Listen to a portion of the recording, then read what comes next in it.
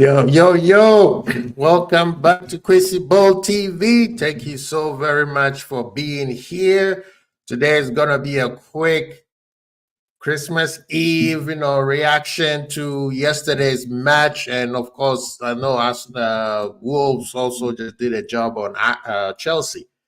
Welcome, welcome, welcome. Thank you. I appreciate you guys. Please share, subscribe, and like. And I want to thank all the people who subscribe to our channel on Friday for the late night vibes that we have. Thank you so much already. I see keeping levels in the building. Big up yourself, my brother. Red for Life, as usual, is here. Good to see you. Big up, big up, big up. Let's go, gentlemen. I hope everybody is doing well. Hey, Christmas is upon us. Good to see you too. I love Liverpool. Was good.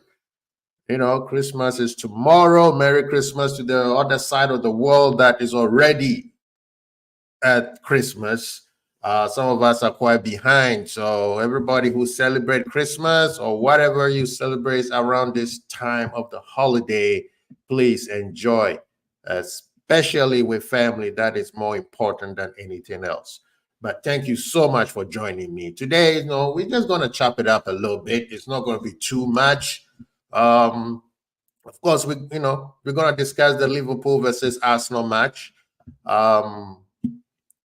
Big favor. I would need people in the chat who's watching to please send me your feedback too about the match. It's not just going to be me just spilling a whole bunch of nonsense. I need to hear from you guys too. This is going to be a teamwork today.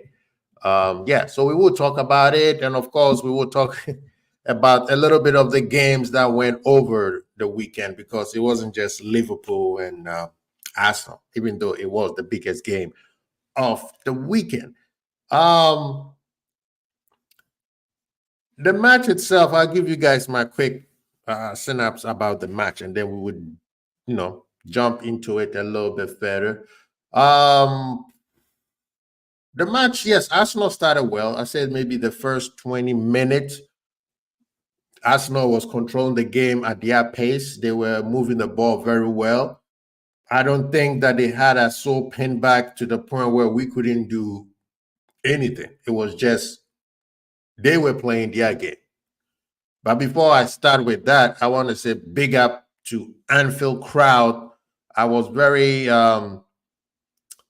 tough on them when I felt like the Man U game, they weren't loud enough, when they didn't show up against the West Ham game, even though Klopp was talking about, and I've always said it that Anfield has been quiet lately.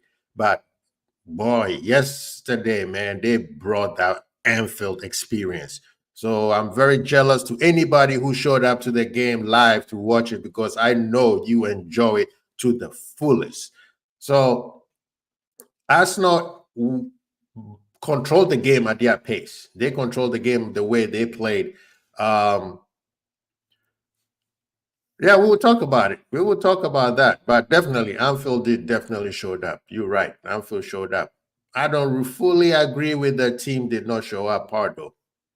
What are you saying? All I said is I think Klopp and Lindes are the wrong club with their vision for the club as they see us. A club like Leipzig, which we are not. We are a giant. I need more. I need you to go in a little bit further with that explanation. I don't understand what you mean by all that. So please explain a little bit further. And you said again, you know why they are quiet, Chrissy? Because our attack and bro, they don't get the people off their seats. I agree with that. And that's something that we're gonna discuss too. I agree with that for sure.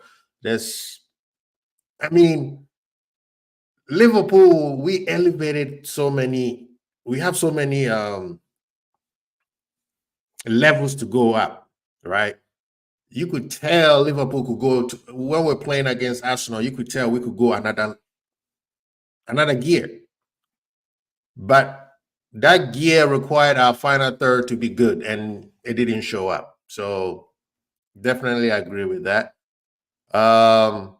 Arsenal were coming strong for the first 20 minutes or so. Then our attacking phase were definitely more promising. After that Salah goal, we had some build up, but lack again in the final third. Exactly what I was talking about, right?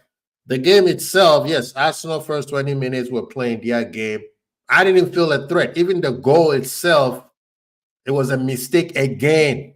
Here goes another mistake that Liverpool does, and we give another team a goal, and people will think that, oh, Liverpool give us all these chances. No, the mistake came from Konate by how he rushed. I think it was Odegaard where he fouled him. That should have never been a foul. There should have never been a foul, and that foul again. Arsenal usually start off well. So if you're playing against a team that start off well, you don't want to give them too many opportunities around your box. And that's exactly what we did. We didn't start like how we started against Man. Arsenal did. Keep it level is trying to explain it a bit further. He said, Penlinder said in his presser for West Ham, we don't want to be the best team, but want to be the team which beats the best team. Pure underdog mentality. I don't think that's what he was trying to say, but keep going. He also said we will rather develop young talent instead of buying ready-made. Yeah, but bro, have you seen Chelsea? Have you seen Manchester United? You can buy all the Mbappes in the world. Man City are lucky because they happen to get a coach by the name of Pep. You've forgotten how much money Man City have to spend to get to where they are. Hence the reason why they got 115 charges going against them. I get what you're saying, but there's money everywhere. So who are you going to go buy? So that means you want to spend about 600 to 700 every transfer window or every summer transfer window just so you get a dominant team. Look at Madrid. All the Madrid players that they get are young players that they develop for the future. Look at their age group. The only oldest players are who? Cruz, Modric. I think even the goalies are relatively young age.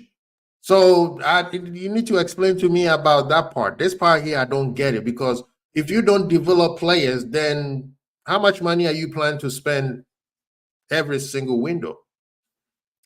Big up yourself. Come back. Thank you so much for joining us. Happy holidays to you, my brother. Thank you. Spending isn't winning. Everybody think that you just have to spend. This is the old mentality that what's the name? Those days that Abraham brought to Chelsea, and it became the thing that everybody think that you just have to spend. Those days are over, man. Look at Chelsea spend $1 billion within 18 months, and today they lost. So you need to go further. Spending is not the answer. Remember, this is year one. This is a new project. This is not the same project Klopp did where he was dominating the league. You have to put that into the context. This is a brand new team he's building. How many managers do you know have ripped the entire midfield out and play exactly where they are? It took Arteta 4 years to get where he is at. Pep, it took him 2 to 3 years. So spending is not the answer. So you have to explain. I am not asking for Mbappe. But who are you asking for? That's the thing. Everybody always say, I'm not asking for Mbappe. You can buy decent players for affordable price. Who are those players? Because when those players comes in, we complain. We have Soboslai. We have Maka. Who else? You have to bring names. You can't. Everybody always say, I don't want to spend. Thank you so much. Keep it level, because you are definitely engaging, and that's exactly the conversation we need to have. And people still believe in that, and we need to have these conversations. So I'm not picking on you. I just like the dialect that we are having. We don't need to buy kids. Liverpool, what was the last time Liverpool bought a kid, though? All the kids that we have are players from our academy that we are developing. Fabio is not working, so we send him to Leipzig, right? And look what he's doing over there. Elliot, We bought him a long time ago. At this point, he's part of the Liverpool Academy. Who else? Who else? So Barcelona is at the age where we needed to get him, and he has more room and more ceiling to go. So, yeah, these are the things that we're talking about. Even Mbappe, you bring Mbappe into the league, you still have to develop him. Remember, he can't score enough goals. That's why he doesn't win Champions Leagues. He plays well when he's with France. Remember, Pep is doing the same thing. Doku, same age, around the same age as Sobosala and McAllister.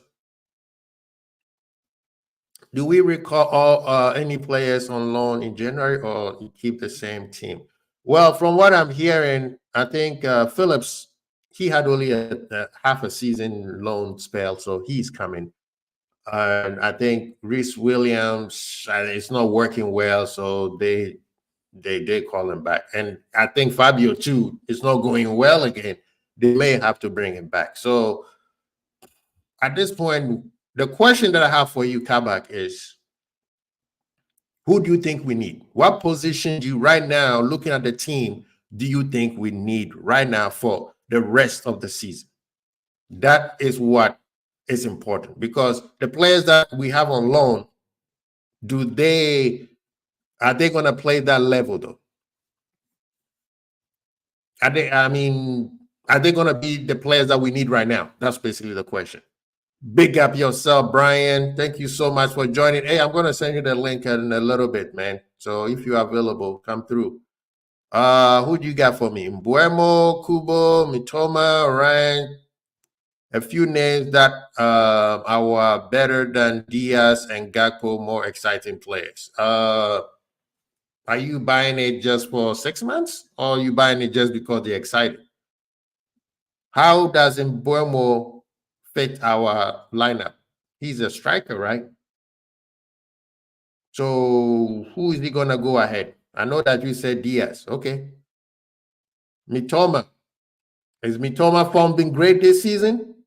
Is he ripping trees like he did last season? Is Mitoma playing way better than Diaz? I'm asking. You know, it's nice when somebody's doing it over there, but I'm just saying, good list though. Those are some good some ballers. Nat and Cavallo just for backup. I mean, we're gonna lose Salah, so I can see what you're saying. And then we lost Matip, so definitely yes. Rajdi, what's up, bro? We need a left back with Simicas and Robertson out. Can't rely on Gomez playing every game. He's also the right back cover. True. That's a major, because Collarbone, he's gone at least till April. You see, he's gone till against April. And then Robo should be coming. I think Robo first week of January, maybe the FA Cup against Arsenal, he might be ready. So Gomez will probably have to play 2 more matches, which is Burnley and Bournemouth away. So I see where you're going with it. But then who do you get though? Who do you get right now? Who's gonna deputize them? Remember how many games it took Simicas to get to where he's at? But I know there's some ballers, but we need the right kind. I mean, that injury changed the way we play also too. It affected the way we were playing for a little, because it took Joey a couple time to adjust. What you saying? Keep it level. I like Rui, but he's going. I like him too. I think he in the summer, a few of the big boys clubs are gonna be looking at him. He's solid. He is solid. He has a lot of lungs, meaning he could run down the channels, and his defensive position is pretty good. But yeah, exactly, he's going to AFCON, so that will be a no starter for our club. But in the summer, I won't mind my club looking at him. I won't mind at all. Gracie, what do you think the plan should be when Wataru and Mo are? I forgot him. I thought it was just Mo. Micah is coming back. I think from what I'm hearing, Micah and Jota are back in general. I think Bournemouth, they be ready for Bournemouth, but not against this Tuesday match against Burnley. But bro, that's a very good question. I've totally forgot about them. Honestly, I think Liverpool might need to look at two players, at least one player. But the problem is they're gonna come back. We need a player right now. Everybody, as I said from the beginning of the season, the attack is not doing their job. So I can see why Keep It Level is saying, saying that we need to get some more players who could do better than what we have right now. Either the manager needs to change a few things to benefit these players, or play these players at what they like, and then we go again in the summer and figure it out, or he needs to go get something. Because at this point, we need three. We're not scoring no goal. So we need to get somebody who's a good poacher who could put the ball in the back of the net. I think everybody will agree. We need a DM. Everybody's been saying that all season. And now we have a left back that is injured. Joey can play left back and right back. He's basically the game changer. Yesterday, he was supposed to come in and change the game, but Simicas got injured. So that whole plan basically got out of the window, which affected that. So that's a very good point there. So right now, looking at it, we might need three players. Unless club sacrifice the attack and say, okay, I'll go with what we have, and eventually they will click on, and then focus more on left back and midfield. Center back, I think we're good. We could bring that Philip back, and he's good. Our right back position is different, though. We have seen midfielders play there. I don't want to go back there again. I don't want to do that. Remember when we used to put midfielders at center back? It changes the game. Let players be players where they feel comfortable. Of course, Bachetek is coming back. He could also deputize on the right side. And he could also take, maybe that's who they may. Oh, we forgot.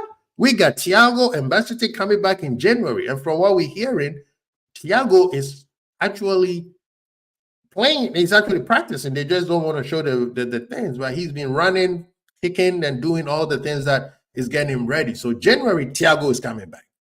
Bachetek, I think he's maybe some time a little bit behind, but he is also coming back. So he's not far off. So I think the midfield part is a no-starter.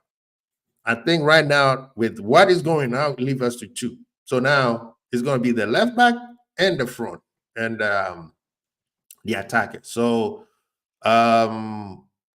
that's what I think Klopp is going to do, because I totally forgot Thiago is back practicing. Ben Doak, man, I feel so sorry for that guy. Youngin, and then he gets that kind of injury, which always messes up.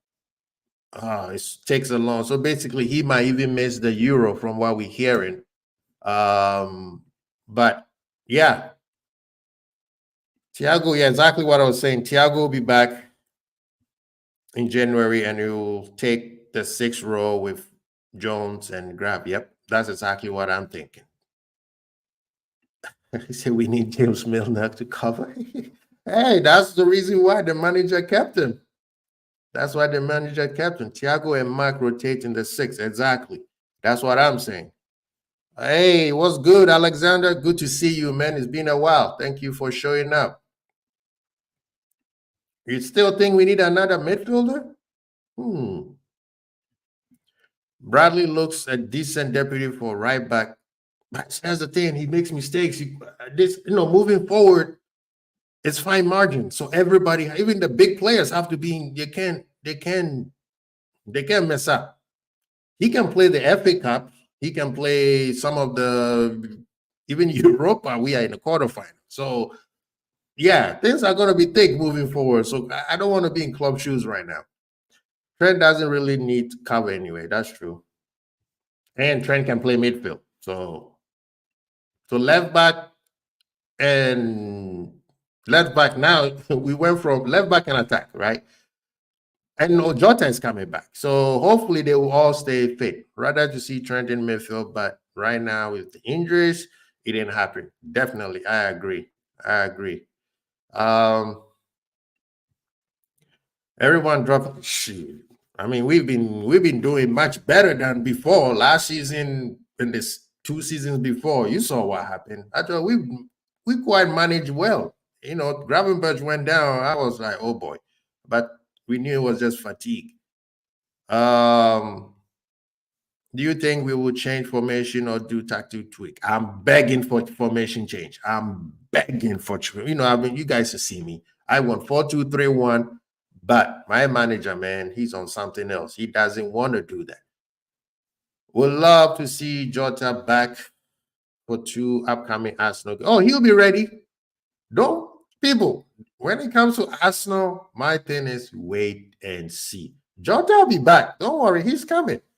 Jota is coming. So don't worry. This game, and we need him. He is our top finisher right now. If Dia doesn't step up in January when Mo is AFCON, will you sell him in the summer? Woo! That's a great question. That's a great question.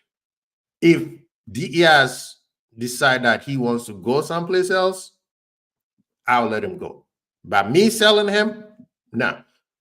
We have to put in context that he had a long-term injury. He hasn't really had a full season with Liverpool yet. People forget that. He hasn't. He came in January. He did well. The full season year, he didn't make past he didn't even make past November. He got hurt by Partey.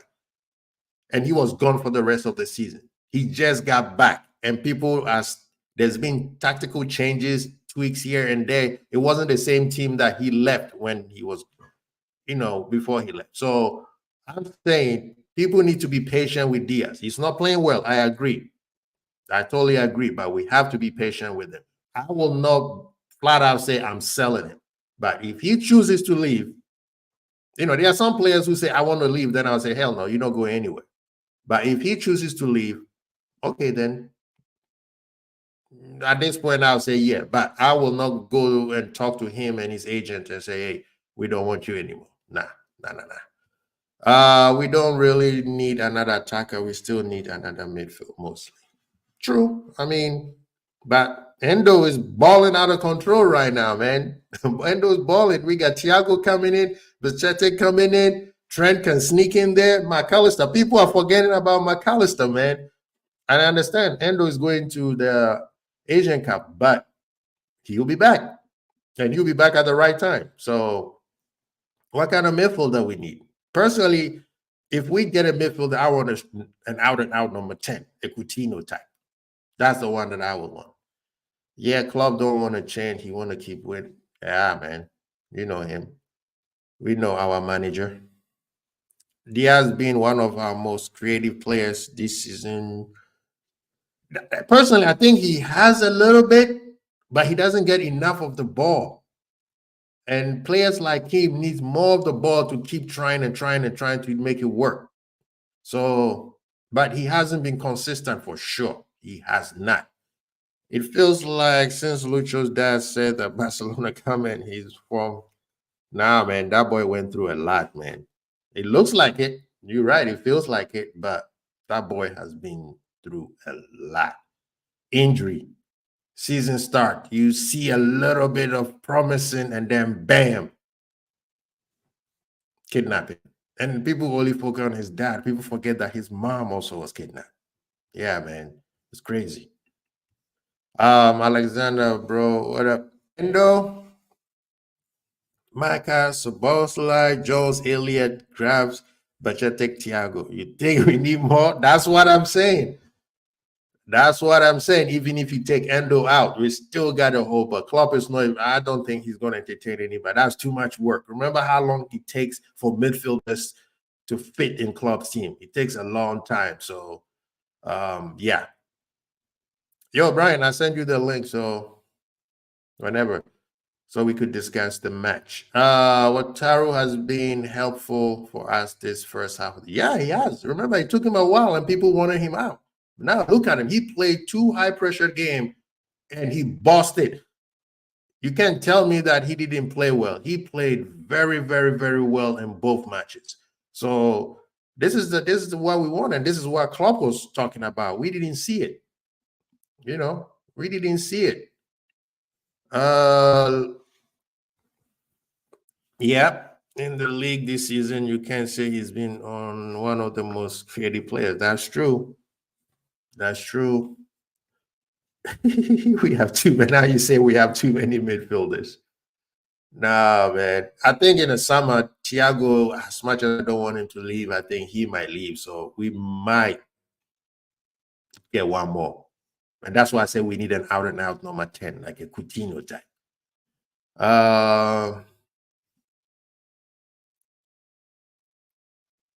True. That's also true. That's also true. When he has the ball, he does cause some problems. He does cause some problems. Big up, Brian. What you doing, man? How you doing? Merry Christmas in advance. Merry Christmas, everybody. Good to see More you. first and foremost, Yeah. absolutely. Like whether you celebrate it, whether you don't, whether you're working tomorrow, whether you're off, just have a blessed day tomorrow. And if you do celebrate Christmas, then I hope you all have a great day. Enjoy. Beautiful, Yes, beautiful day. indeed. It's one The of those days family you time. forget about it. Oh, forget about everything else. Forget about all the other Forget about stuff, football. Yep. Forget football, about whatever. football. Yeah, forget about your work, forget about your job. Just take that time. It's all about family. If you got kids, man. If you Christmas all about Family kids. So time. just sit around and just Yeah. make the most of it. But if again, I know a lot of people are out there. They're on their own. They're doing their own thing. They might be Yeah. working, but but just reach out to everybody else as well because there'll be people Yeah. live Check up streaming on friends, tomorrow. people. Check Yeah, up people on will be live friends. streaming tomorrow and they'll Yeah. be doing things. There's always someone out there as well in the same boat. So By don't be too themselves. Yeah. Check up on your friends. So yeah. Just keep good let me with it. finish out some. Yeah, let me finish up of these some of these things, and then we jump on the game. Endo like Endo like haters like facts.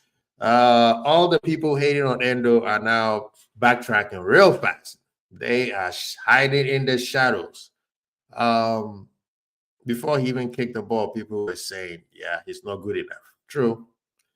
Yes. Thank you so much. I love Liverpool. That's exactly what we're saying. It's family time. It has nothing to do with the holiday. If you don't celebrate it, it's just family, friends, and family time. Enjoy it and take a break from this crazy world because this world is real crazy. But Even let's just jump for on the one. game. Yeah, let's jump up on the game real quick. So, like I was saying earlier, and thank you for the people in the chat, man. Thank you so much for conversating with me. It's all love, man. Thank you. We needed to talk about it. Keep it level. Thank you for challenging me. But the game, right? Arsenal played 20 minutes very good. Well, I don't think they dominated like people are making, their fans, because that's their fans. They see it that way. But they dominated. They didn't dominate. They played at their pace. They controlled the tempo of the match. I don't recall them doing anything that was so threatening to our back four. Konate, the first mistake that he made, that's something that he still needs to work on. Don't rush into attackers. If they have a jump on you, wait till they turn or they pass the ball, then retreat. That 5 minutes, we were not ready. They were ready. And Arsenal usually start very well. And guess what? They scored a goal. After the goal, they didn't do anything that you'd be like, oh, we under pressure. They're cooking us. They're doing this. They're doing that. No. Were they playing well? Yes, they were moving the ball well. And Arsenal always have ball pleasing on the eye. Liverpool, eventually the pressure, we elevated the pressure. We move on to a different gear. When we move on to a different gear, they could not handle it. And this is where the frustration is, I think, for everybody, Brian.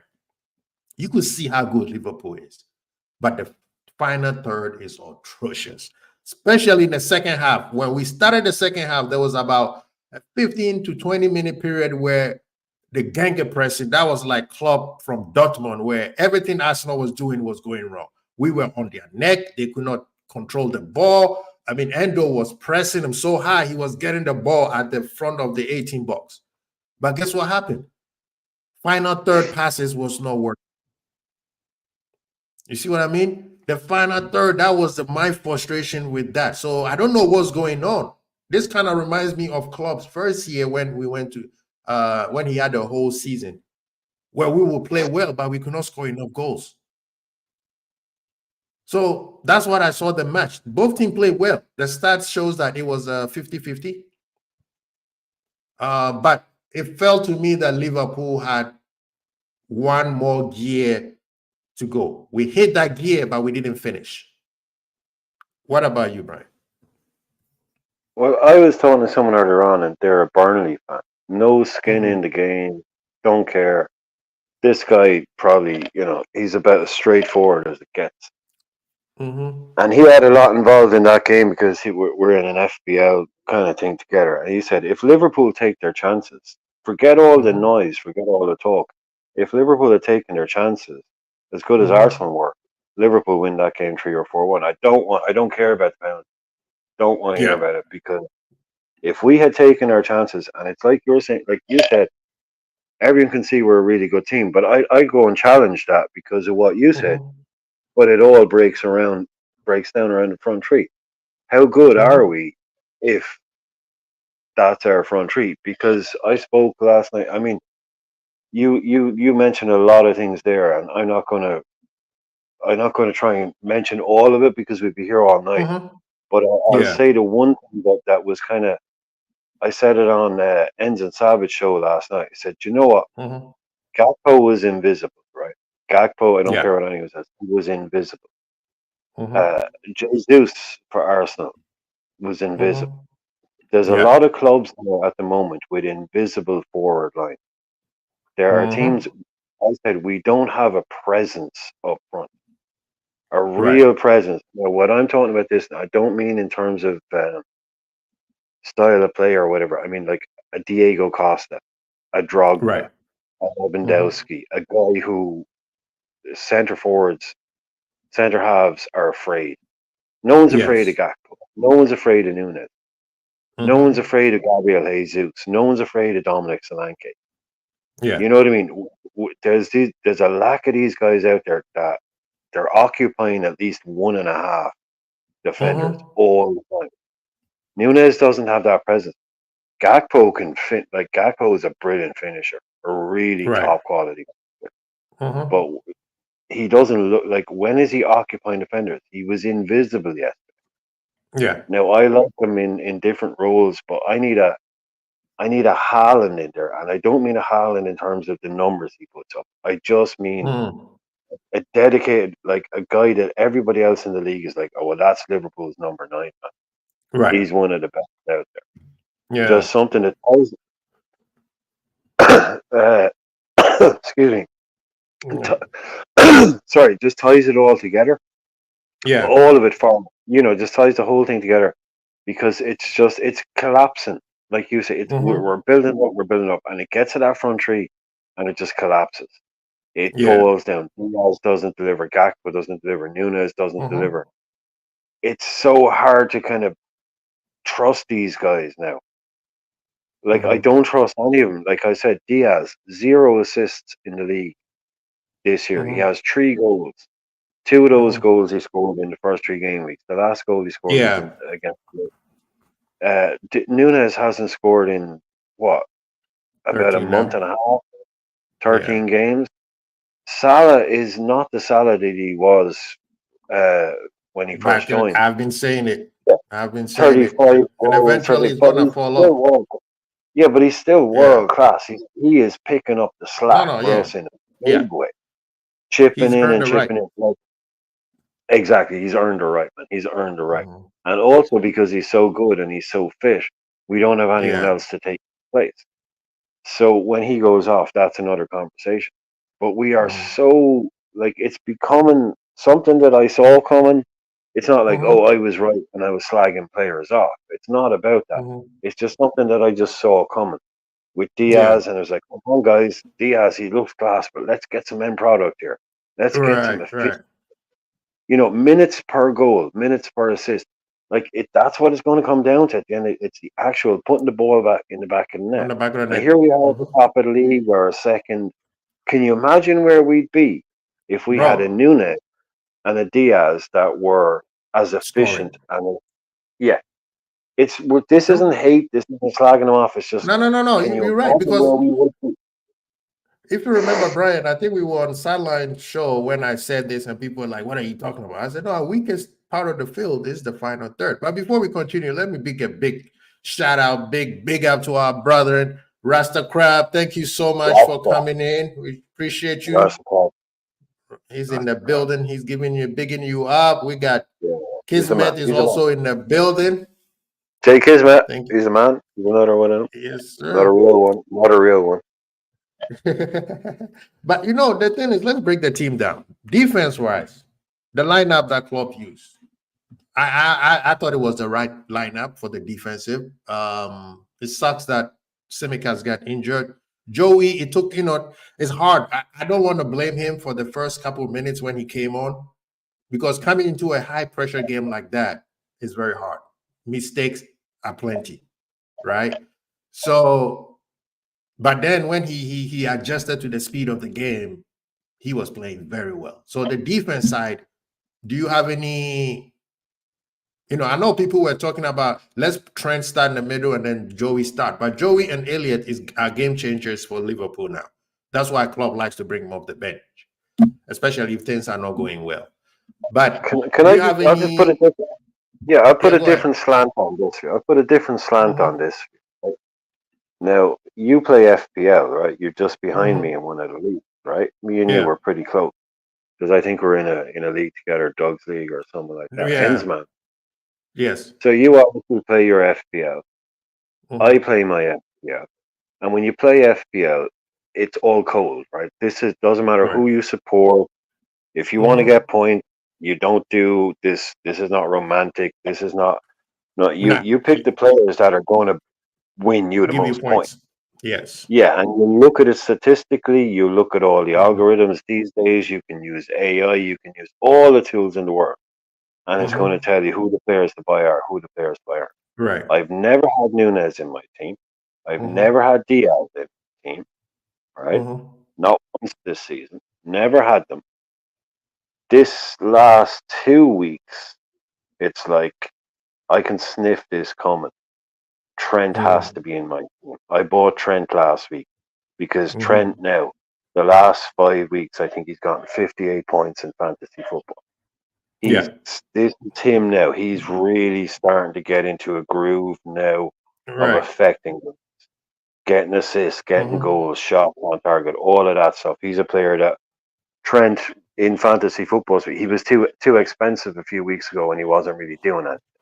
Now Yeah. it's like everyone is going to want Trent in their fantasy football team because he's starting to put those numbers up, those Trent Right. numbers, clean Mm-hmm. sheets, assists, chipping in with goals. So this is the one. Like this is all about like you're talking about the defense. Like Mm-hmm. look at where we are with this guy. If we can just get that right, Mm-hmm. Virgil van Dijk is back to his best. I would say, maybe not like top, but he's pretty Yeah. close to. Canate, Canate did a few things yesterday, which I've been saying about him for a while now. Mm-hmm. When you're that big, you're that quick, and you're that Mm-hmm. strong. All you have to be is as good as he is, and keep your head, and you can be unplayable. Canate Mm-hmm. did stuff yesterday where it was just like, no, he just sprinted 40 yards to take someone out Mm-hmm. of the game. He Yep. outmuscled them, out sprinted them, dominated them That's all he physically. had That's to. what he That's all can he do. had to do. That's all he had And to that's do what he because can do. the first goal, right? The first goal, it was a mistake he did by fouling. I think it was Oliver, and then the free kick came in. Those things are the one that I'm saying he should not be doing that. All he has to Yeah. do, especially he can't play like Virgil because they are two profile different players. What he has to do is position yourself. You are. That's why Kyle Walker is still playing at this level because he knows he got the speed to catch up. So he will give you that Oh, space. After that, yeah. He'll he will go react. 60 yards. Yeah.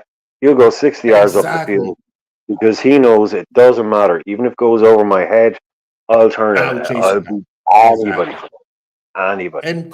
And Konate yesterday, after that first initial mistake he made, he was boss. Like, look what Yeah. he did. He basically Martinelli became a non-factor. Trent didn't even have to worry about him anymore.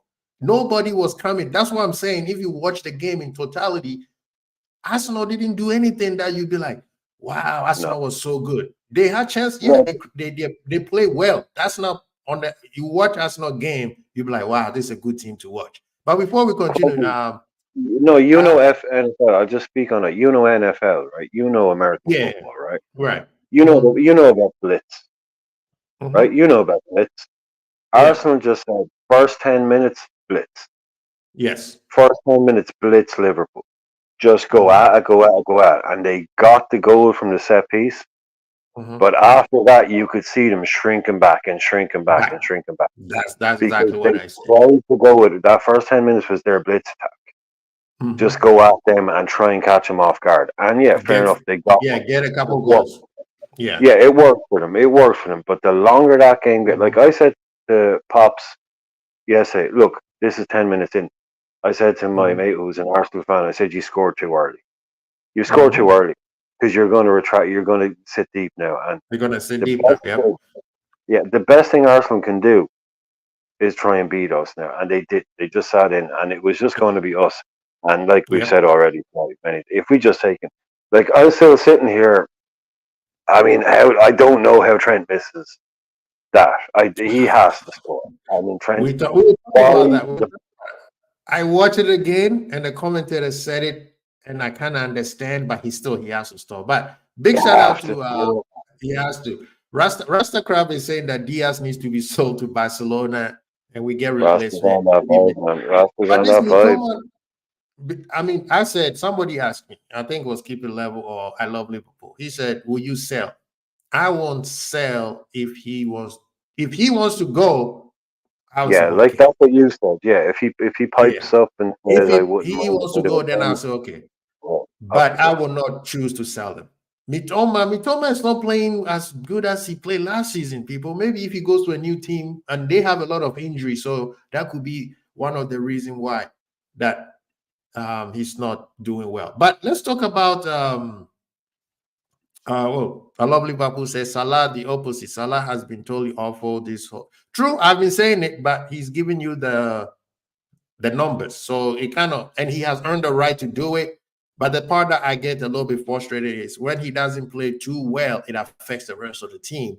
Instead of keep giving him the ball, we should be giving it to Diaz and let Diaz get his confidence back. And then create it for Salah to score. Just like Trent did yesterday, which was a beautiful. If people talking about cooking, that's what you call cooking. Now, back to regular the midfield. I think the midfield was the right midfield. What do you say about that? Yeah, I just want to say I love Liverpool. He's saying that's not true though, bro. Arsenal did play us possession, heat maps, everything identical. I get that would be right, but I'm kind of in speaking general mode. I'm fully speaking in general mode. When you watch the game, it was all us kind of after that. Yeah, I get it. It probably like a lot of these times it might be all us, but it looks like at the end it's 49-59. But the just speaking in a kind of general way, the tone shifted that way. But yeah, they definitely had their chances, but it was more us in terms of who's going to win this game. But yeah, I know, I get it. But you were speaking about the midfield there. Yeah, big up Dr. Pops.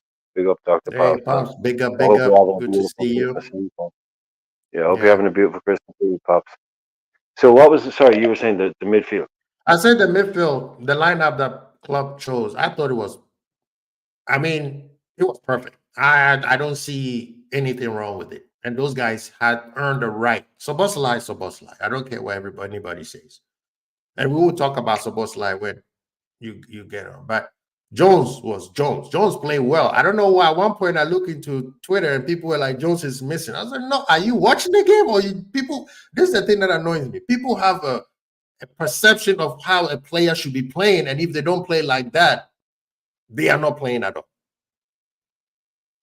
Jones had kept as Odegaard busy. That's why Odegaard could not do anything. He had a couple of touches, true, but Jones kept the guy busy. Saka could not even. Bro, go ahead. Yeah, Sabazla is throwing a lot of heat. He really has. We're gonna talk about that because I don't know Yeah, what yeah, people want from him. You know what I mean? yeah. I think. Look, I think the dude. I did a thing with Tamer. Man, it must have been a month and Mm-hmm. a half ago, and we were looking Mm. at all of the squads in the Premier League and who had been Yeah. the most important, and we're looking at who Mm-hmm. played the most minutes. So Bosley Yeah. had basically played 99 90 minutes. of every 100 minutes he was available.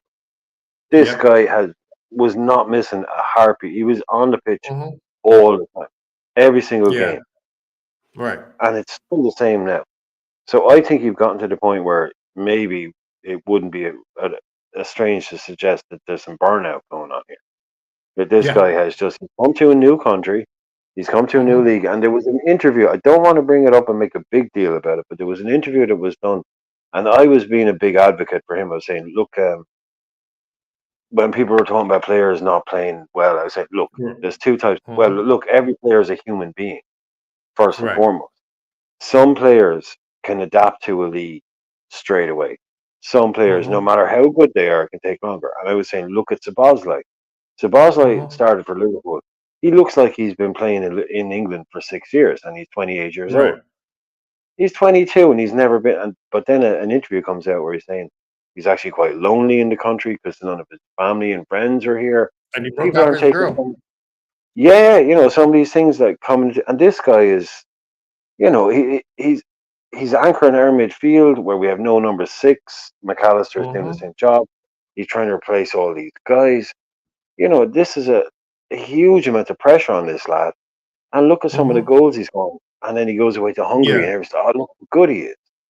This guy Mm-hmm. has literally played. He's been running his ground, running his heart out. I think that's Mm-hmm. all it is. So he needs a break and a big break. Now I know we get 2 weeks after the Christmas, so that would probably be fine for him because he'll be cool then. But I love Right. that midfield. Like, I want Jones to be that kind of guy where we can't drop him because Mm-hmm. it's just like Endo comes in, he is perfect to play that role. Mm-hmm. It's like if you're playing a computer game, and it's like Mm-hmm. I need a DM. I'm going to play three, and I need two AMs and a DM. Endo, Mm-hmm. perfect DM. Put him in. He's great. Sit there. Get Mm-hmm. it. Now I watched him in the other games before.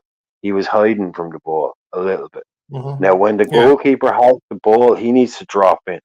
He needs to Right. drop in and be the first point of call to receive, even just to draw the press out, but just to be there. And I saw him up in that left hand sided role where it was Mm-hmm. like, no, there's nobody showing for the ball. Endo, you need to Mm-hmm. drop in. You're that pivot guy, that middle guy. Doesn't need to go to you, but that's your job. That's where you need functionality. You need pieces that Mm. work together.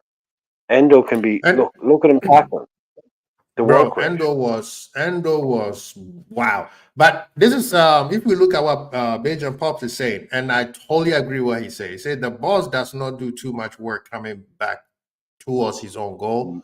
The Yeah. fans want to see him going the other way more.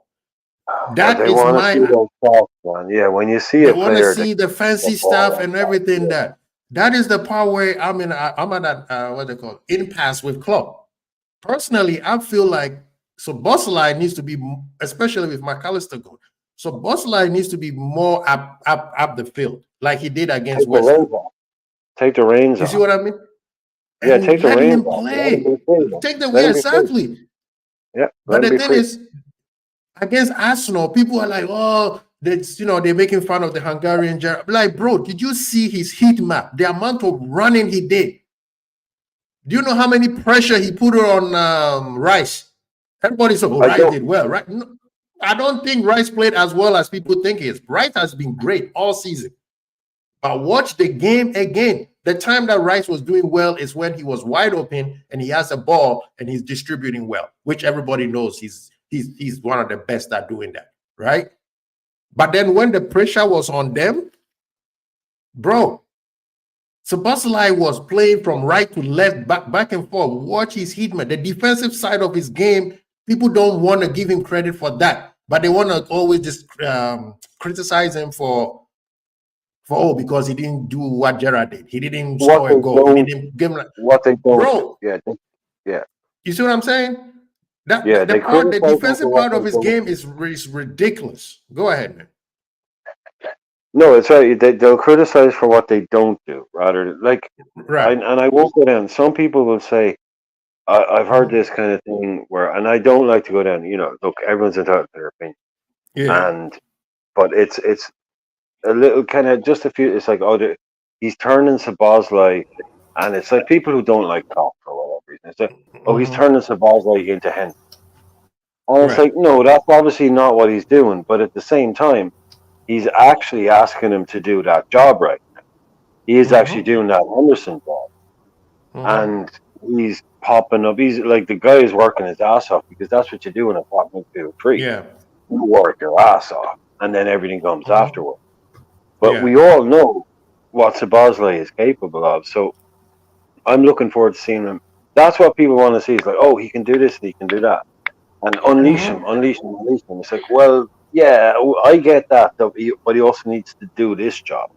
So until he can get to a position where, and I'm thinking, look, I can be way off on this. I've been more Mhm. wrong before. But when Salah goes to Afcon, Yeah. and especially now with Dope, I wouldn't half mind seeing Sabozlai play there on that right hand side and give I him want to see because it. look I what think he will. the guy That's a good can shout. play. He can play. He can play left wing. I mean, this guy now. This is, I mean, literally at an elite level. At Yeah. worst, at worst, at a top quality level, he can play Mhm. left wing, number 10, Yeah. right wing, Mhm. 8, Yeah. and at a push 6, but not really 6. So you're talking about a guy Mhm. that can play number 8, number 10, wide left, Mhm. and wide right with Mhm. devastating consequences. Devastating. Yeah. You've seen how he Right. can shoot. You see how he can finish. That's not a that's not a trick of the light, man. You don't do that Mhm. often by accident. This guy has the Right. ability to finish chances, and Mhm. he's done it as a captain of Hungary at 22 years of age.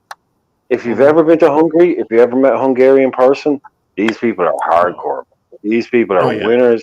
These are tough people. So to Mhm. captain that team at 22 years of age with that kind of skills, People, this is people a guy forget who his could age. do everything. He could do Yeah, they everything. forget his age. And there's 20, one thing I want to bring a up. kid, man. It's Yeah. just he looks. This is the sorry, yeah. To add Yeah. up, this is what I was saying. He walked into Liverpool Football Club. He started the first Mhm. game. And took over. He looked like he was 28 years of age, and he'd been playing in the Premier League for Mhm. 10 years. Yeah. That's. I mean, come on. I mean, people are just looking. Look at how good looking he is. Look at how good at football he is. This is just not Mhm. fair. This is just Yeah. one of these guys that's like, oh, come on. Is there anything you can't do? Okay, fair enough. But at least he's Yeah. playing for us. Right. A lot of people, Uh, Brian. A lot of people have soured on him too, though. Now, that's what we're talking have you about right recognized now. Yeah, that? that's what it's like. It's Yeah. just yeah. Well, those are yeah. But before we continue, 12 man, thank you so much for joining. Yeah, yeah. Before Sorry, I'm late. I It's see late to my Abdul appointment. Rahim. Good to see you. I think you're new on the channel. We appreciate you. What do you think about Frimpong right back, Ed Nuri left back, Palini number 6, and Solanke? Solanke was our former player. I don't think club will go back for him. Uh, we were talking about Nuri. I won't mind maybe in the summer. I think maybe in the summer because the Robo is coming back. You still got Gomez who deputized both sides. So Frimpong, I know Frimpong in the summer for sure. Something is going to be looked at. That is a player for sure we're going to look at. But 12 men, Yes. from what our Belgian Pops is saying, he said if we look at our system as the 3-box-3, the boss is supposed to be one of the two in the attacking section of the box Right. 8, with Uh-huh. TAA and Endo as the effective double pivot with the 3. That's how we think it's supposed to be, Mm-hmm. That's but yeah. it's Makes not. sense. Every time Trent bump through the middle, who has to cover for him? Konate Yeah. is taking care of the right side. Somebody has to take care of the midfield. You can't have all of them going forward because guess what happened last year? Yeah. Remember Tight when spaces. Virgil got burned from was it in Buenmo when he got that injury? That's exactly what happened because Henderson could not track back anymore. But Bino could not track back. This guy is running. That's why I'm proposing we go 4-2-3-1. Yes, me on my soapbox again. Okay. And then we will have a pivot, two pivot where one of them could cover the spot for somebody else, and then Szoboszlai can play number 10. He could play the right side, he could play the left side, wherever you put him. The guy is a everything, right? Mm-hmm.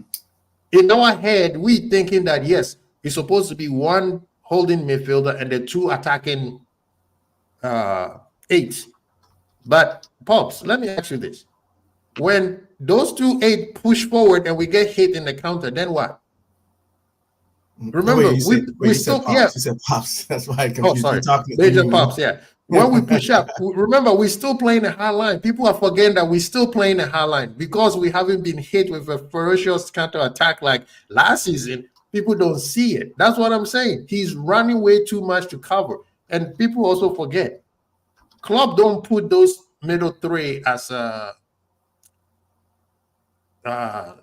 you playing this position. They're supposed to shift. You're supposed to be on the right. You could go on the left. If you're on the left, you go on the right, and you're moving around.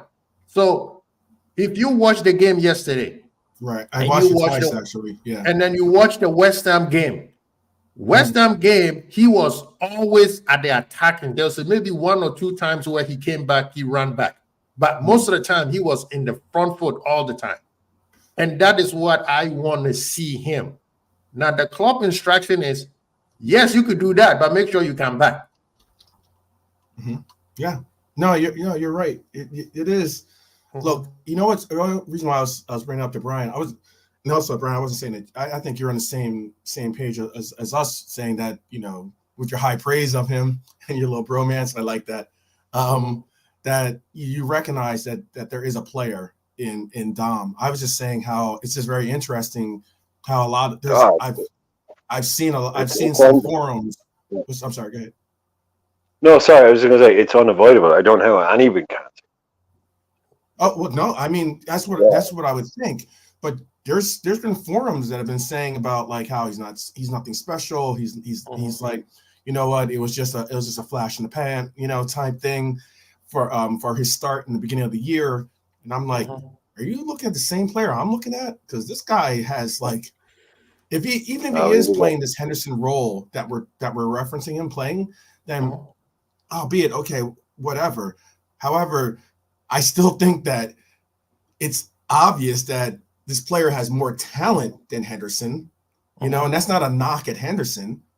I mean, that's obvious, but I mean, like, I've seen people saying some stuff about like, Dom isn't the bee's knees, I guess they call her, something like that, right?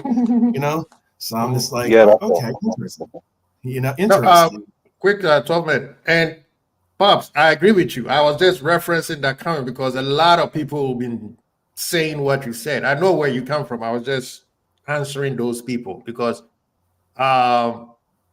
it's people that don't understand the club mentality of playing. People think like, oh, this is how you're supposed to play. Bro, look at the game. Arteta, did you see how much Arteta was smiling? But I digress. Please go ahead, Tolman. Can I also just say one thing as well? Can I also just say one, because we're skipping over this and we're ignoring it. And I've listened to a few Brighton fans on this as well, and I watched the other guy as well. We all know we're playing McAllister in a number 6, which isn't his best game, right? So it's fine. Yeah, we all know that's not his thing. There will come a point where where Endo comes in. Maybe it's Endo, McAllister, and Szoboszlai, and Endo's playing deep. Brighton fans will tell you this: when you only Alexis McAllister is incredible football. We're taking we don't just have Szoboszlai. McAllister is almost as good as Szoboszlai going forward. We saw that goal he scored, that long range effort he scored. Like McAllister is the kind of if you play him as an attacking 8 or number 10. He's the kind of guy that will get you 10 goals and 10 assists easily in the season. He's just as good as Szoboszlai from an attacking point of view, passing wise, shooting wise, all of that kind of stuff. So we might be surprised in a year's time. It would be like, hang on a minute, Bosley and McAllister are putting up ridiculous numbers because we've unleashed them both. Mhm. It's like Mac isn't just some, middle of the road number 8. Ask Brighton fans how good he is at finishing, how good he is at creating goals. That Yeah. guy's one of the best players they had there, and they've had some top quality players. Mhm. Look, I like the fact that I like the lineup. Let me just say that right now. I like the starting lineup. I'm not saying that because it was kind of crazy because when I was rolling into, I was telling Quasi how I was going to film.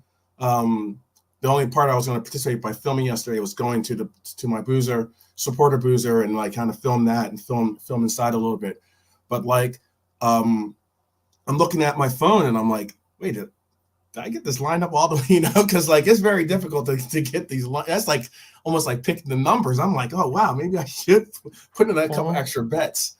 But the only thing that really stuck out to me is something that was an asset for us in the beginning of the year, and that was not necessarily our conditioning, I should say, or our availability. That's what the word is. Like as in when you start to look at our lineup, if you're looking at our lineup and all of a sudden you have, okay, Kwanzaa, I can understand. We have maybe one youth player on one or maybe 2 youth players as your options. Okay, cool, that makes sense. But now all of a sudden we have like 4 youth players on the bench, and you'll notice that none of them got to play really or anything like that because I'm not going to throw them into such a high, gravity style game. But I think that's one of the reasons why, one, we saw Gravenberch, who I don't think was ready for this game, really. And B, I think that's also a testament of the reason why Klopp said it in the presser. We're going to see 5 subs. He said, we're going to see 5 subs.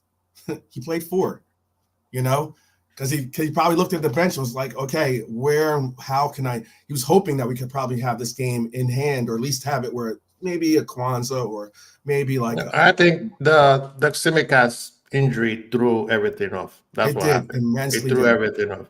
But as we're speaking, let's move on to like you said, Gomez has to come in and play left back instead of right back, and that pushes everything all over the place.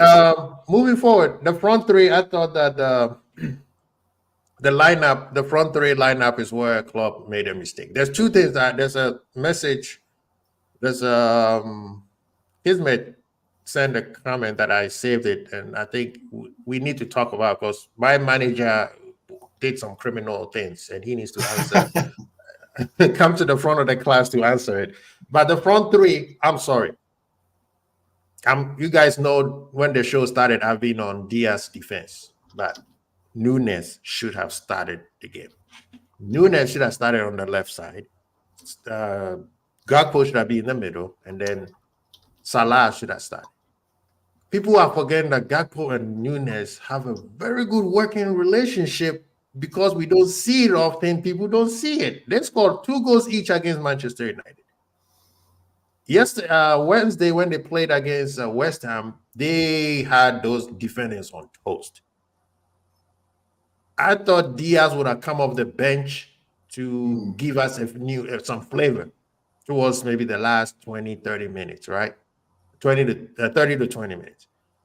I wanted Nunes to start on the left side. And usually when he starts on the left side, that's where the agent of chaos starts. So that's one of the criminal offense that I need Klopp to answer why he started Diaz. I know people have been asking about Diaz's injury. From what Klopp said, he said it wasn't major. I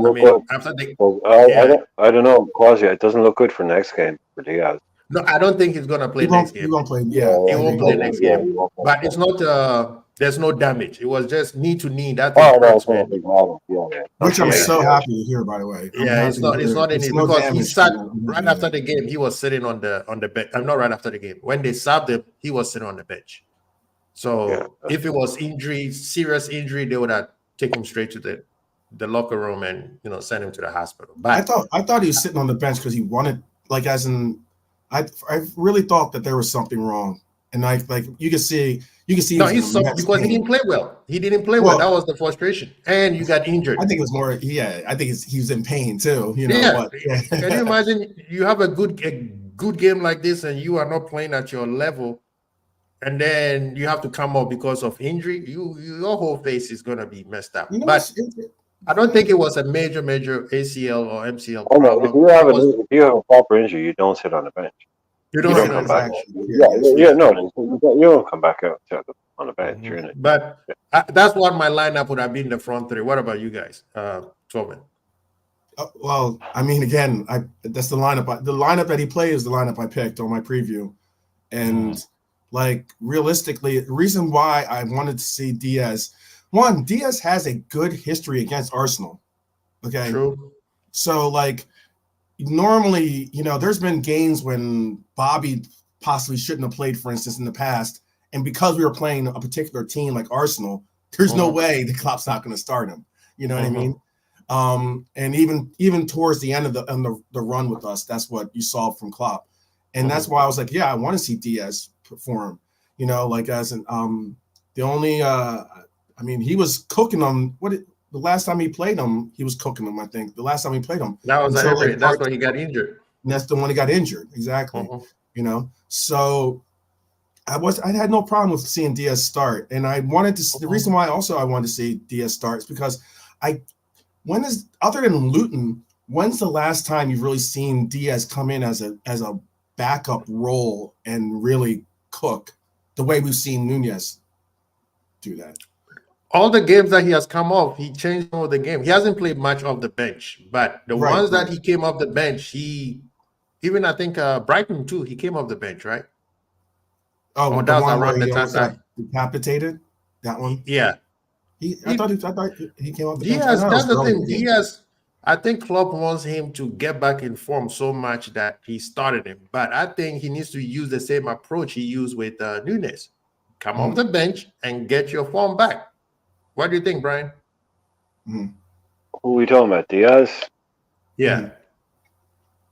Yeah, look, even the front three. Do better. Look, tough love time. Yeah? Harsh parent time. Love you. You play for our team. Back you to the hilt. Defend you against the haters and the Man United fans. But when we're all sitting around in a darkened room and we're all Liverpool fans, do better, man. Do better. And you know who agrees with you? Diaz.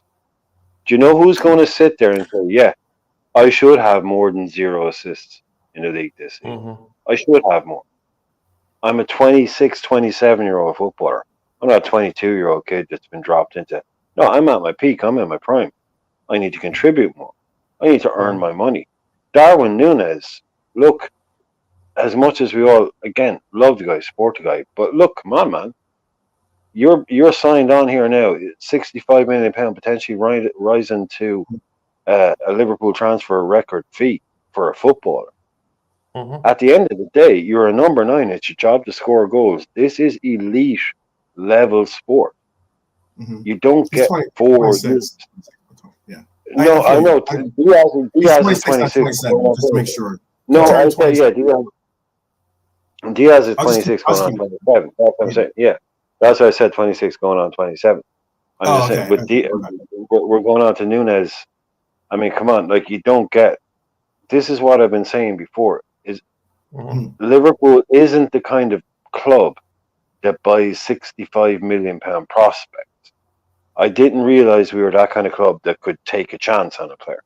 I thought if we're going to be spending that kind of money, look, it's presence. Like these guys are not delivering for us.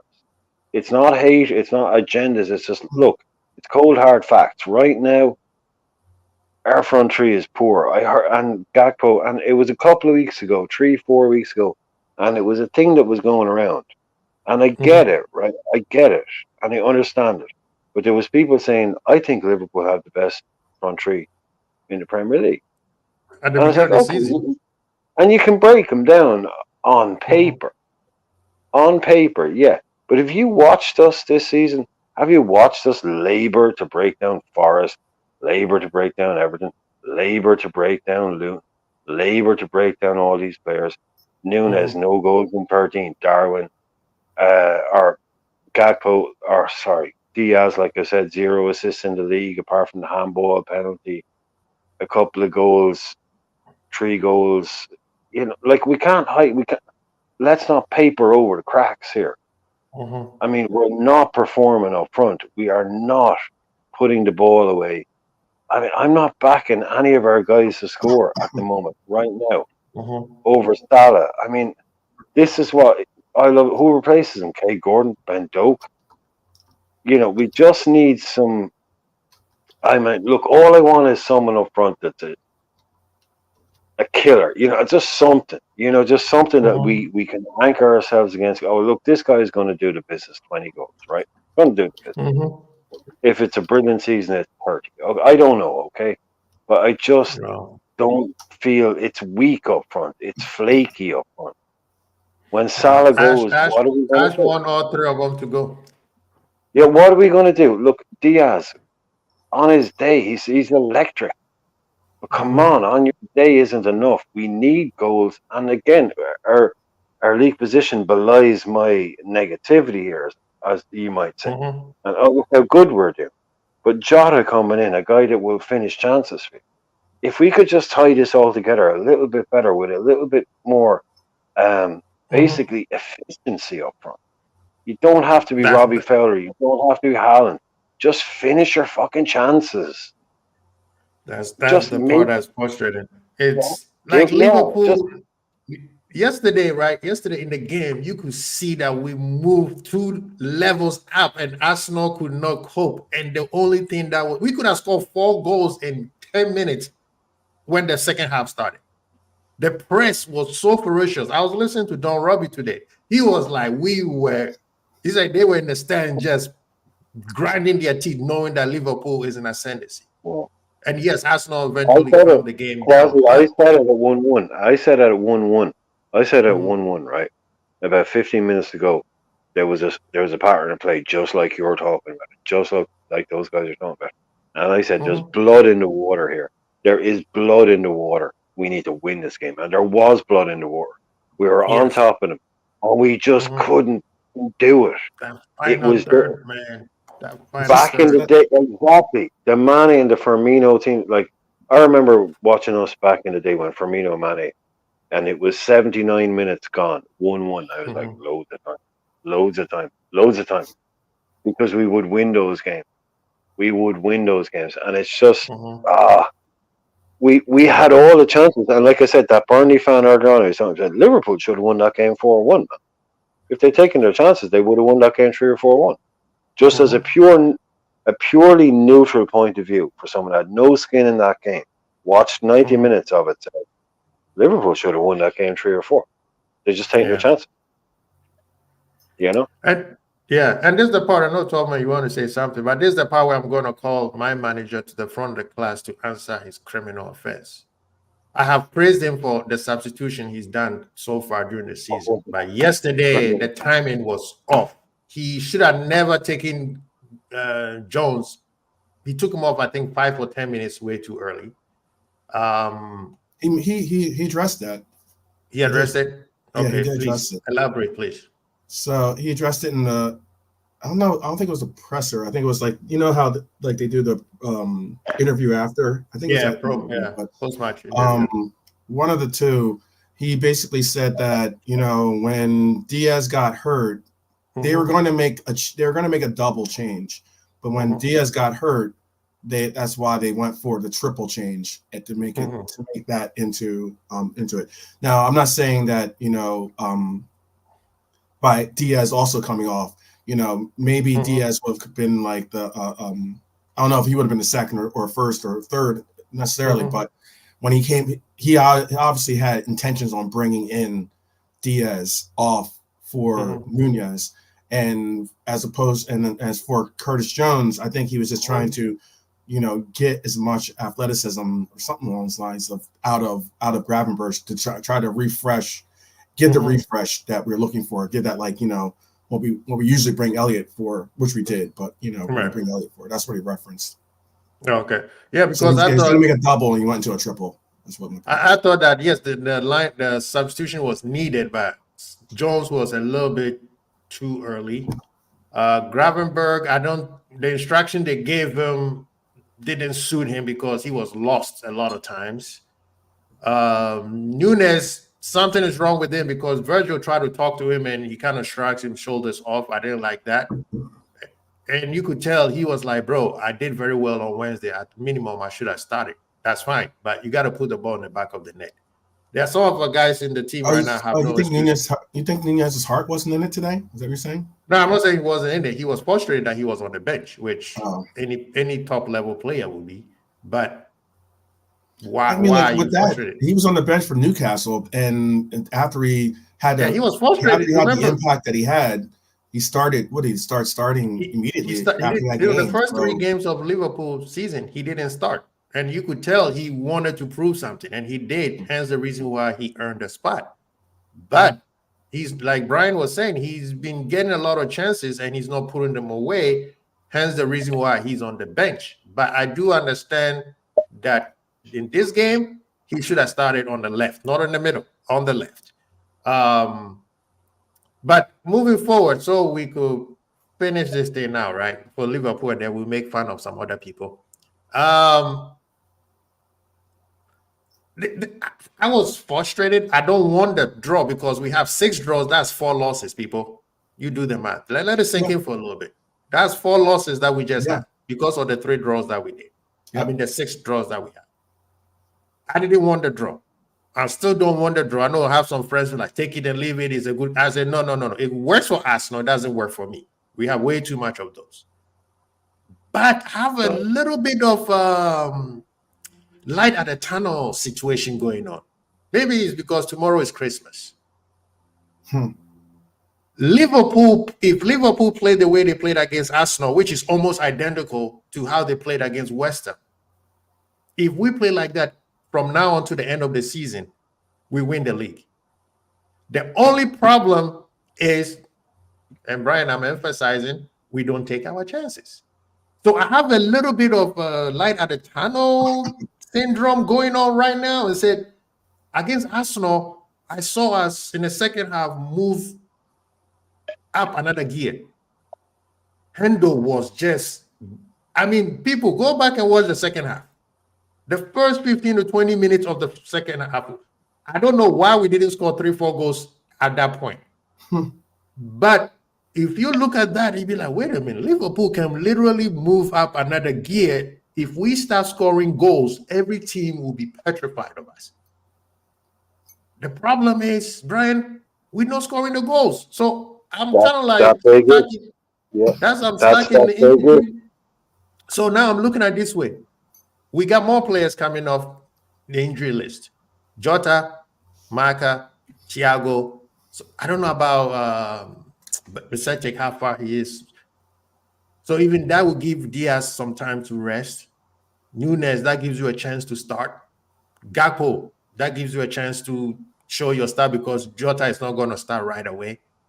But I see a little bit of glimpse of hope saying that we're going to attack the rest of the season because of what I saw in the second half where we played much, much better than the first half. And the first half, we didn't play that bad, right? Konate basically gave me new hope and said, if Konate is going to play like this from now to the end of the season, you got the better center back than Virgil. That's interesting. That's very interesting. Konate, after that mistake, he was, he was so he had 2 solid. mistakes. Even he had 2 the mistakes, but yeah. The Arsenal, the foul plus the letting Gabriel through. Yeah, but breaking the wrong leg. The one where he didn't talk to Allison. Yeah. Even the Arsenal fans are looking at me like, well, the French can win the league, it can win the Euro, man, because you put Saliba and Konate in the French team. Saliba doesn't start in the French team, people. He's behind Konate. Konate is number 1 right now. Upamecano is the number 2. There's another guy, I believe, in Germany who's number 3, and then Saliba. That's interesting. That's a great point to bring up too for all those out there. Arsenal fans keep telling me that Saliba is better than Virgil van Dijk. Yeah, but he's even better than Konate. Yeah. Yeah, I'm not if saying you he's look at playing well. yeah. yeah, but if you look Yeah, at the bro. list of centre backs that qualify to play for France right now, it's Mm-hmm. literally ridiculous. It's absolutely ridiculous. Mm-hmm. They're just it's crazy. Yeah, like Saliba doesn't even get near that team. Canada Mm, gets into it. Like the thing is, like we picked it. It's Canada and Virgil. Mm-hmm. If Canada, we spoke about this earlier on before 12th man was on. That if Canada is at his best, he's unplayable. He's absolutely unplayable yeah, I agree with that. because his speed, his physicality. If he doesn't make any mistakes, he doesn't. Mm-hmm. So you then pair him up. Basically, this is what a lot of coaches will call a front foot defender. Mm-hmm. Canada is a front foot Yeah. defender. He sees Mhm. danger Mm-hmm. and he goes towards it, even if it's 20 yards away from where he is. He sees Yeah. danger and goes towards it. Virgil van Dijk just sits there with a spliff on. Do you know what I mean? Virgil van Dijk just sits there, outthinks people. He just moves around. It's like Messi, just shuffles around. And if he needs to, if you see Virgil putting in a tackle, something's gone wrong. So Yeah. Virgil is just sitting around and But sweeping up and up. You've got the perfect combination there. But yeah. Canade, number one, needs to stay fit and needs Mm-hmm. to start making the best. But that guy on his day, physically, I mean, you can't beat him. He's Mm-hmm. quicker than you. He's bigger than you. He's stronger than you. I mean, it doesn't matter how good you are in the ball. If 6'4" Canade can beat you for pace all the time and Mm-hmm. always be in front of you, you're not going to be able to beat him. But Mm-hmm. it's just these are the kind of guys where it works out. There's dozens of Canada. Mm-hmm. Some of them go on to be the best in the world. Very few of them. Some of them Yeah. don't. But it's all about luck. It's about injuries. It's about the guy's a big Yeah. guy. There's a lot of them to get injured. There's Yeah. a lot of them, especially when you're doing all that. He's the one, like as you said, he covers for Trent. He's the Mm-hmm. one that does all the run, covering all But the ground. yeah, before 12 men jump in, 12 men, I want you to answer what Pajan said because I agree with him. But before we do that, and that's me debating you and keep it level. Did you guys see how noisy Anfield was? Yeah, There's yeah. no way he heard anything that Allison said. Allison was way too far behind him. There's no way he heard him. Even the commentator was like, yeah, he should have left it for the goalie. But if you are not sure, you send it back to Rosette. Allison was way too far. Anfield was so loud, they could not even hear each other. So I kind of give him a pass. At first, I was like, what the hell are you doing? This is goalie ball. But Allison was a little bit too far behind. And he probably called it. Allison, I'm sure Allison called it. He's a great goalie. But, bro, Anfield brought the experience to the point where I don't know, even if he was standing right beside me, I would have listened to it.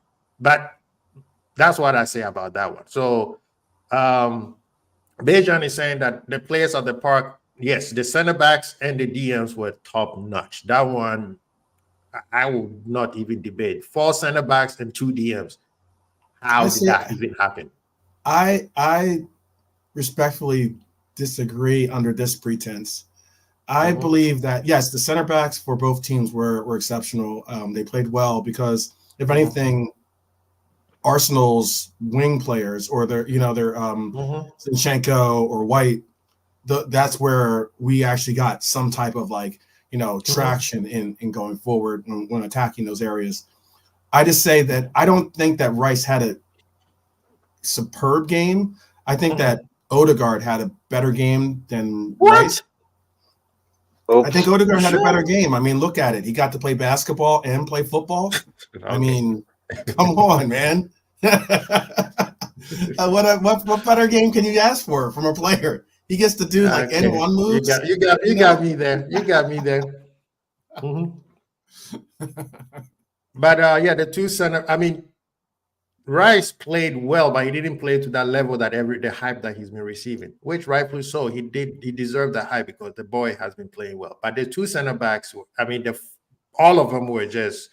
I mean, Gabriel don't get enough love from Arsenal because they want Saliba to be the next Virgil so bad that they don't see that this guy do most of the hard work. But Okay, moving yeah. forward, right? Who's your celebration? Me, it was Endo. Brian? For tomorrow, who's my main man? Or yesterday, who's my No, no, main no. guy? No. Who's your like player of the game? Yesterday, who was your main guy yesterday? To me, it was Endo. No question about Shit, man. it. Pass it on. Like, give me a second. 12th man, you go. Give me a You second want to to go think first? about that. Yeah. I can. Yeah, yeah. I can. For us, at least for us, you know what? I can. I can concede that Endo and definitely was the our man of the match. It could be argued that he could have been possibly the man of the match, considering the bar that people have him at, the level that people expect and think that he's that type of player. He's like a sub level player or something along those lines.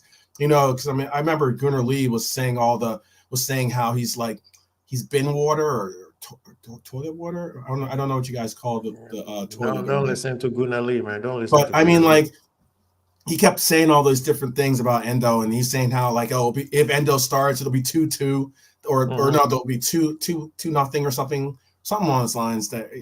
And it's what it is that I think Endo does what he's asked to do. Like, guys, and I've seen people say, oh, well, let Klopp get players that do what he wants them to do on the pitch. And I think Endo is a disciplined and obviously veteran enough player to know I'm going to do what he says or what he needs to have done on the pitch, because he understands his role. He's not looking to be a superstar. He's not looking to be any of those. Like, he's not trying to play hero ball, and push his way out of the fluidity of the system. He's just there to, like, mop up, and make sure that if a hard foul or a necessary foul has to be taken, hey, they'll do it. I mean, I saw Rice do the same thing going the other way, and yet, like, it's one of those things where I appreciate it, Endo, for sure.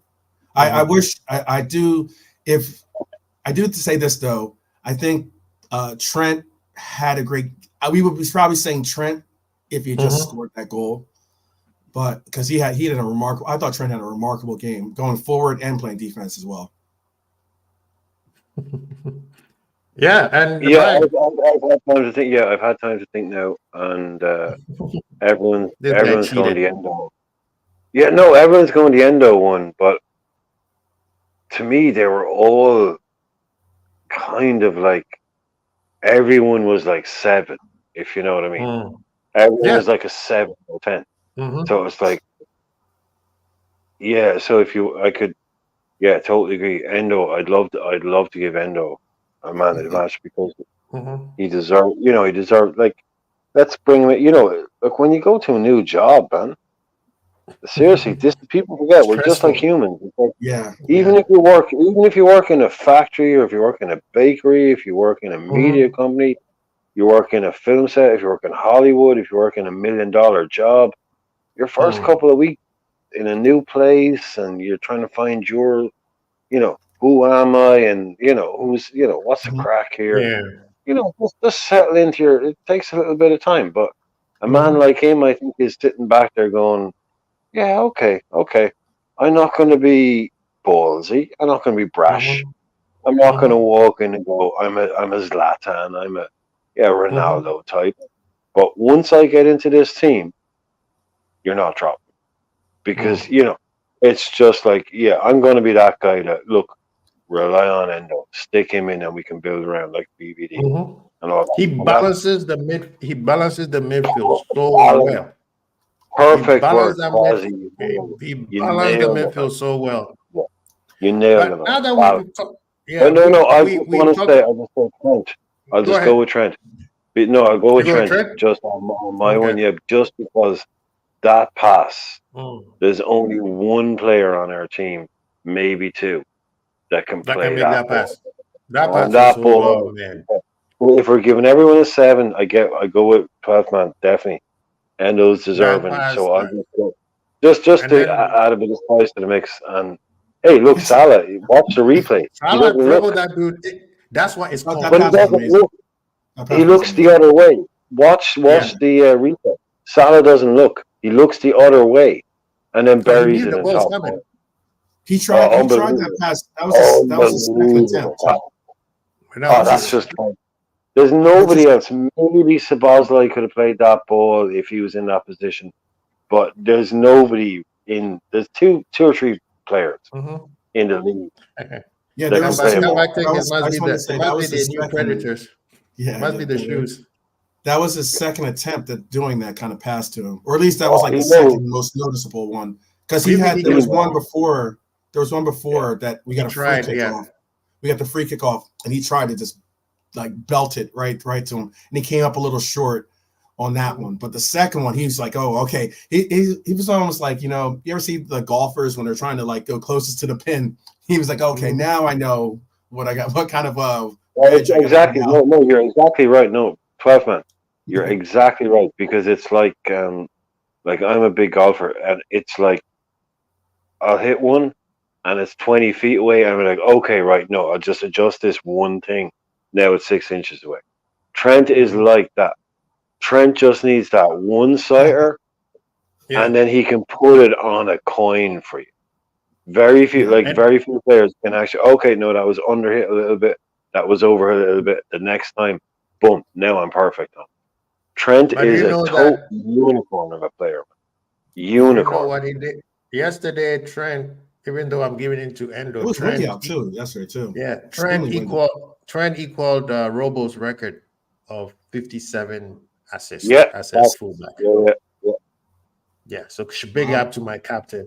Yeah. But now let's make fun of somebody. There was a team. Stop stealing my tender, man. Stop stealing my tender, Brian. Sorry, there was a team that came to Anfield that parked the bus. Hollywood is in the building. Hollywood is in the building. Let me send him. Yeah, roll out the red carpet. Roll out the red carpet. Let's roll the carpet for Hollywood. He's in the building, people. Send the limousine. Send the limousine. What's the name? There's a team that came to Anfield and celebrated wildly. This same team wanted their manager out literally a day before the match. And they came to Anfield and they drew 0-0 by playing a formation called no football. 4-6-0.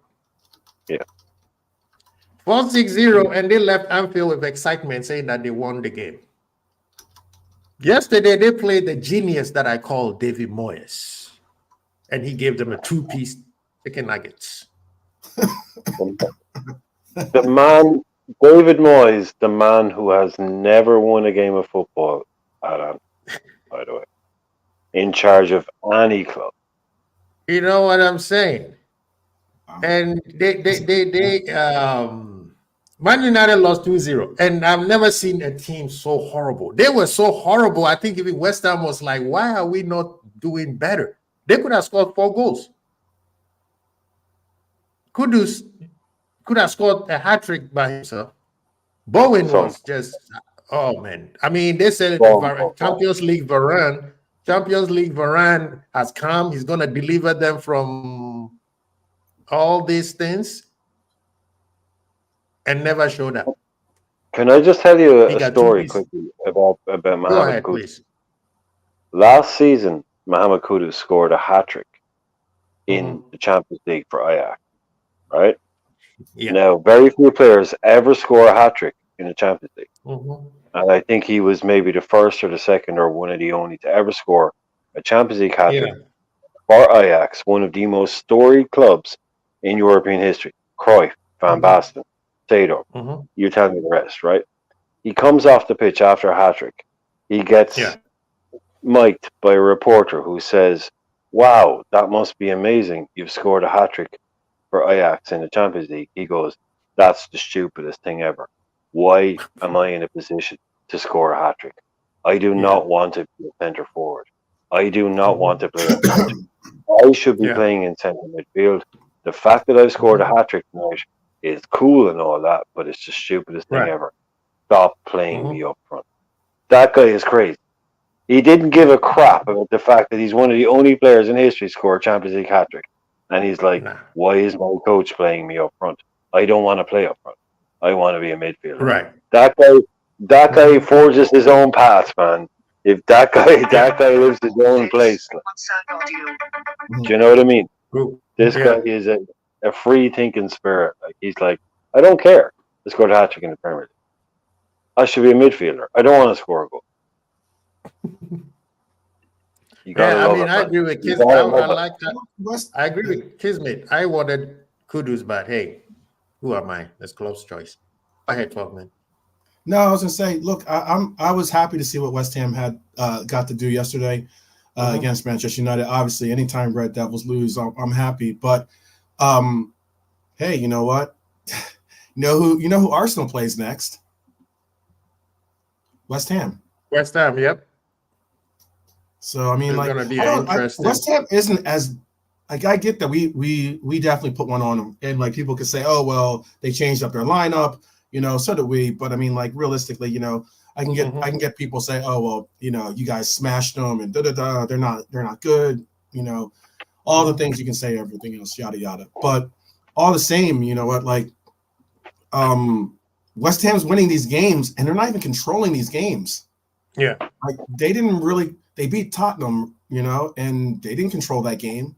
Really, if you look at it, they didn't really control that game. They beat Man U 2-0. They didn't really control that game. It's about what we are facing for our own team, which is you got to finish your dinner, and they're getting the few opportunities that they're actually getting, they're converting. And I mean, Bowen has really just. Bowen. Yeah, no, it's Bowen. You're about to say it. He has 11 league goals. Yeah. Look at his XG. Look at Bowen's XG. It's not. Yeah.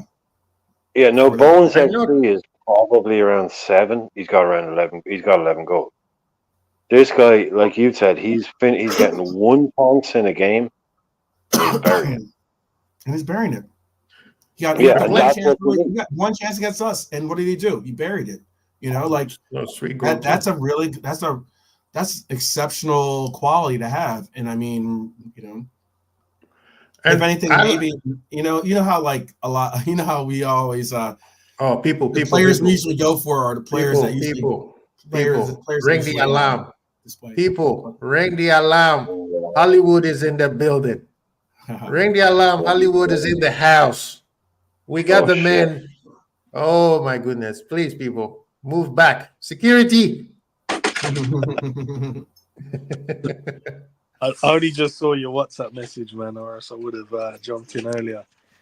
No, I was just taking notes, man. Interesting conversation. 12 man. No, I mean, if you have to hold people accountable, call them out, man. I saw what you did on your show last time. People came in trying to make, all of a sudden take a few credit. You'd be like, hold on, player. That's not what you said a couple of days ago. No, but that's blame Brian for that one, bro. He started it. Brian said sometimes people forget, man, because you do like 3 videos a week, man. We forget that what you said, bro. Not all of us forget. Because it's true. Because some people they want to talk shit, and I don't know what I started. I hope I didn't start something else. But it's true, man. It's like I know our American friends, they won't know the expression, but it's tomorrow's chip paper, right?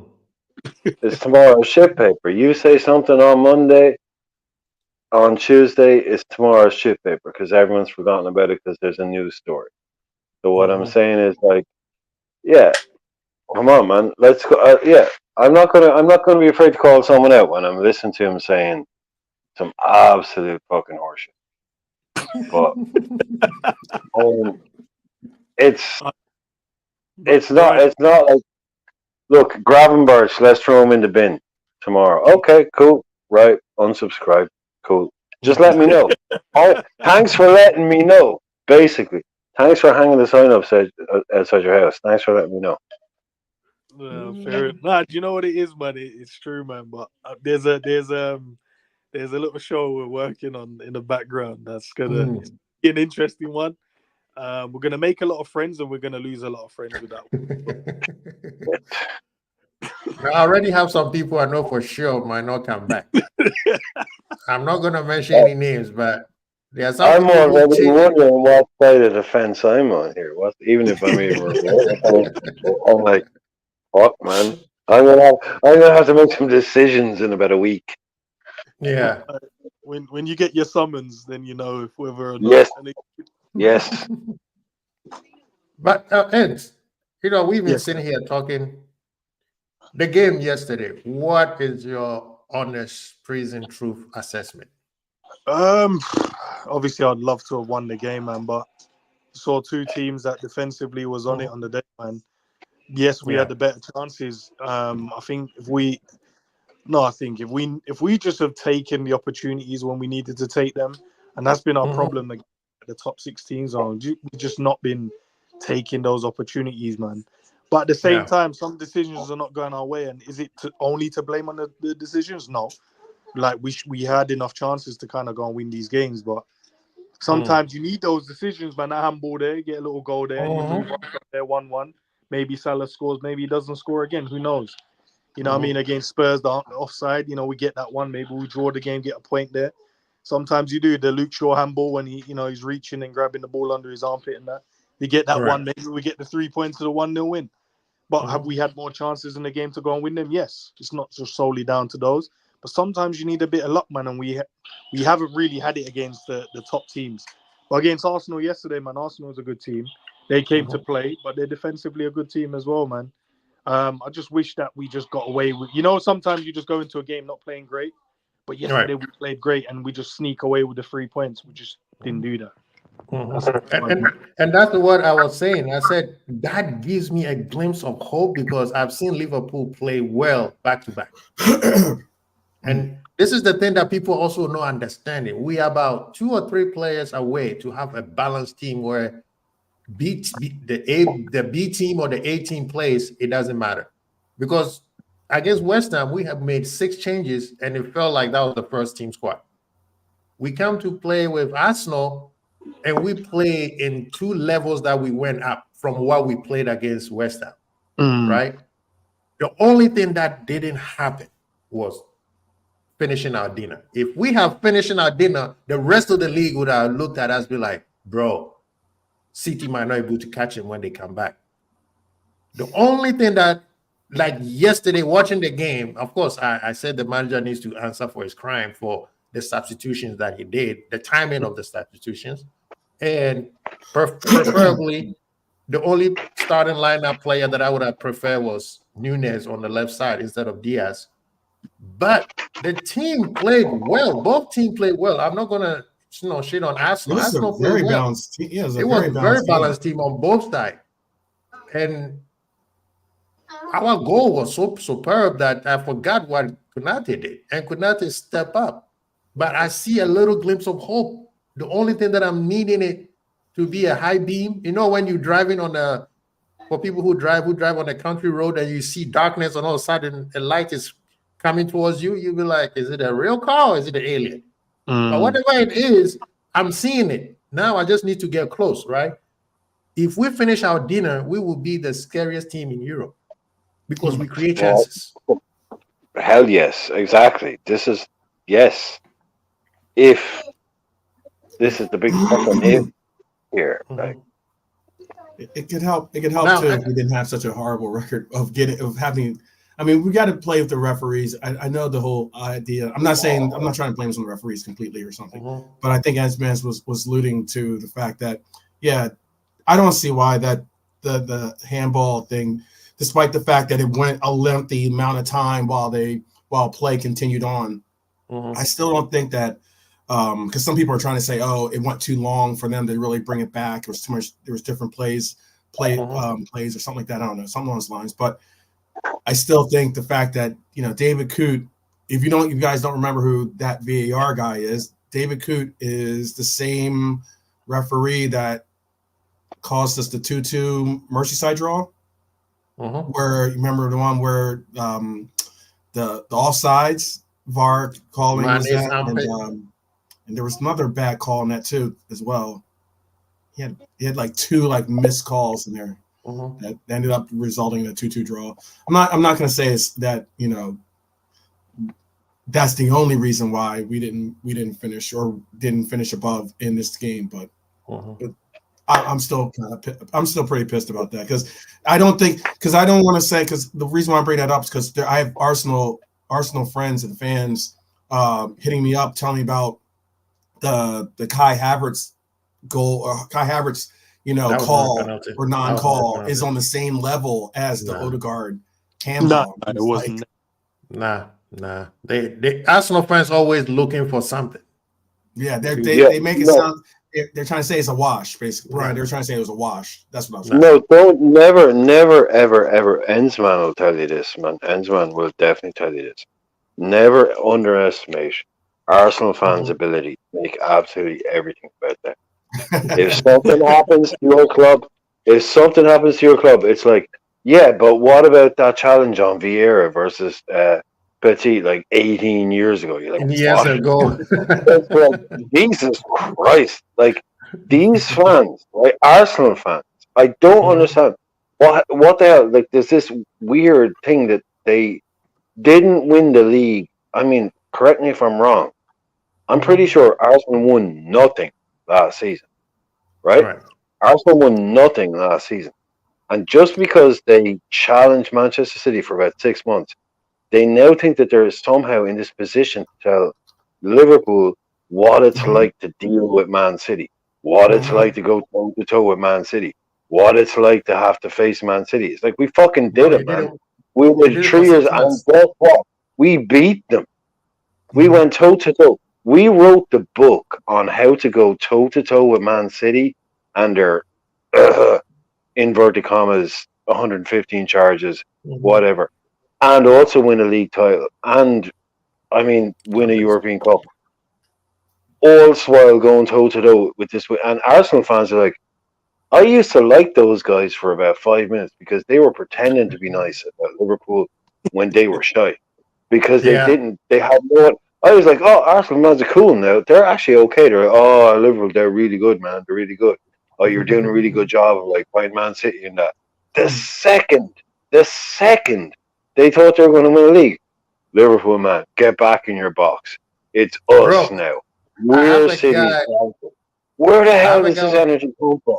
Where the fuck did this energy come from? With your trophy list, 20 years. Seriously. Man United have more trophies than Arsenal in the last 5 years. What the? I have a guy on Twitter who he forgot. He's like, yeah, from now on we beating Liverpool. I'm like, bro, you beating us one time. That was last year. Yeah. It's like from now on we're gonna win. I'm like, okay, we will see you 2 times next year. Don't worry, we coming. But Ed, what do you think about the man, the legend, the guy that nobody wanted? Wataru Endo. I don't know, man. Everyone's gonna now pretend that they like him, innit? So nah, bro, I swear down, because as I said, I'll admit it, I thought he was shite. I'll admit it, I thought he was shite. Listen, I watch everyone. Bring the notes, the receipts. I thought he was content, bro. If I'm in the chat, I'm in there trying to stir up arguments. If not, I'm in there for a laugh and I'll take my seat and relax.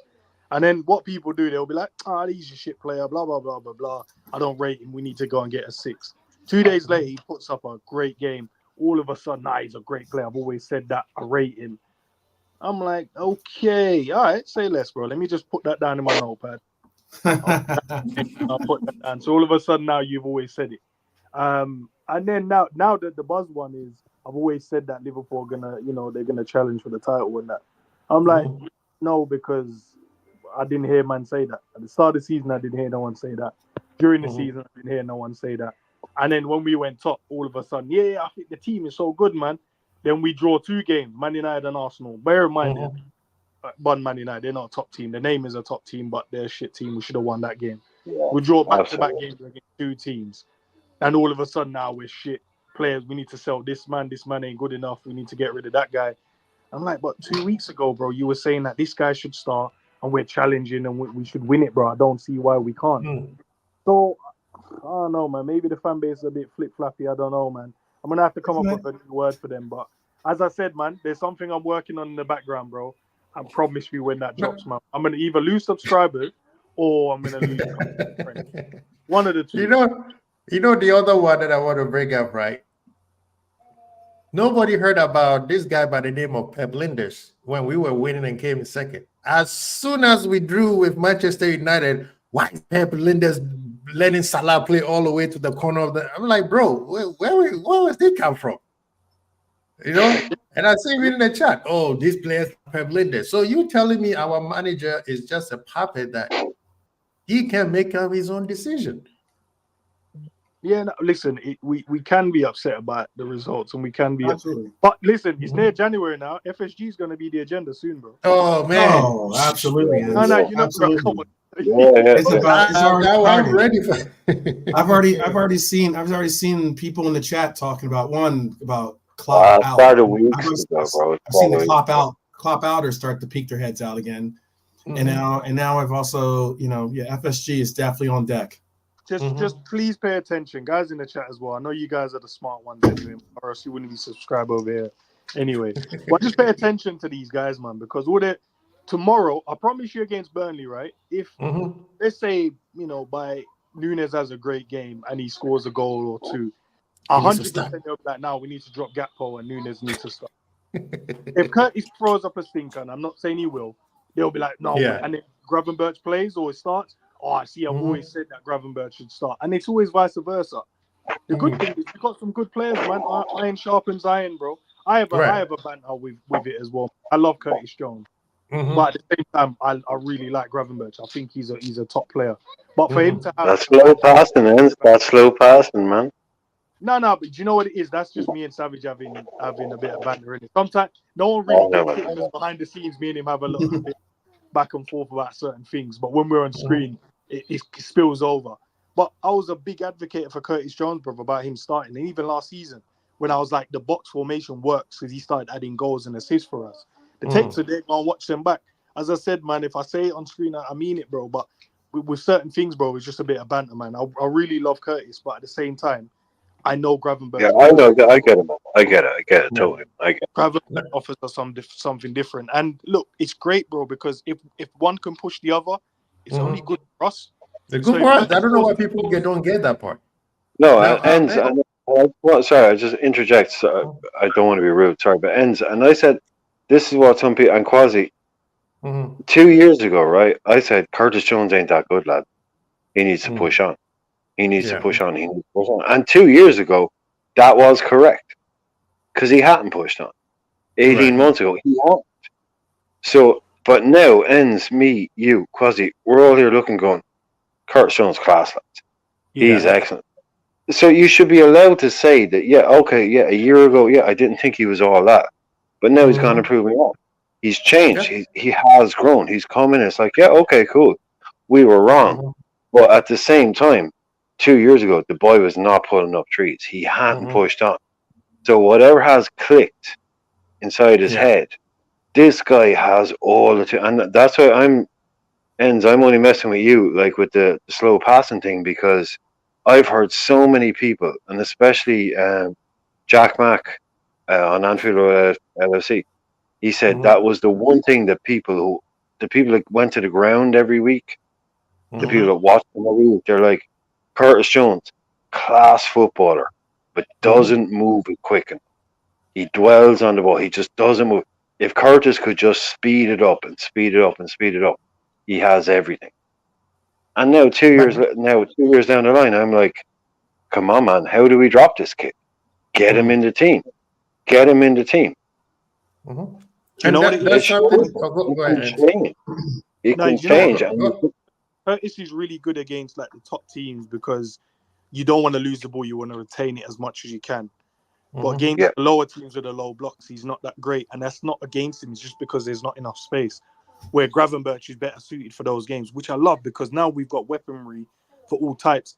If they actually, pull their socks up a bit, no, they've done it in little spurts, but they haven't done it to the highest level that we probably set for our team.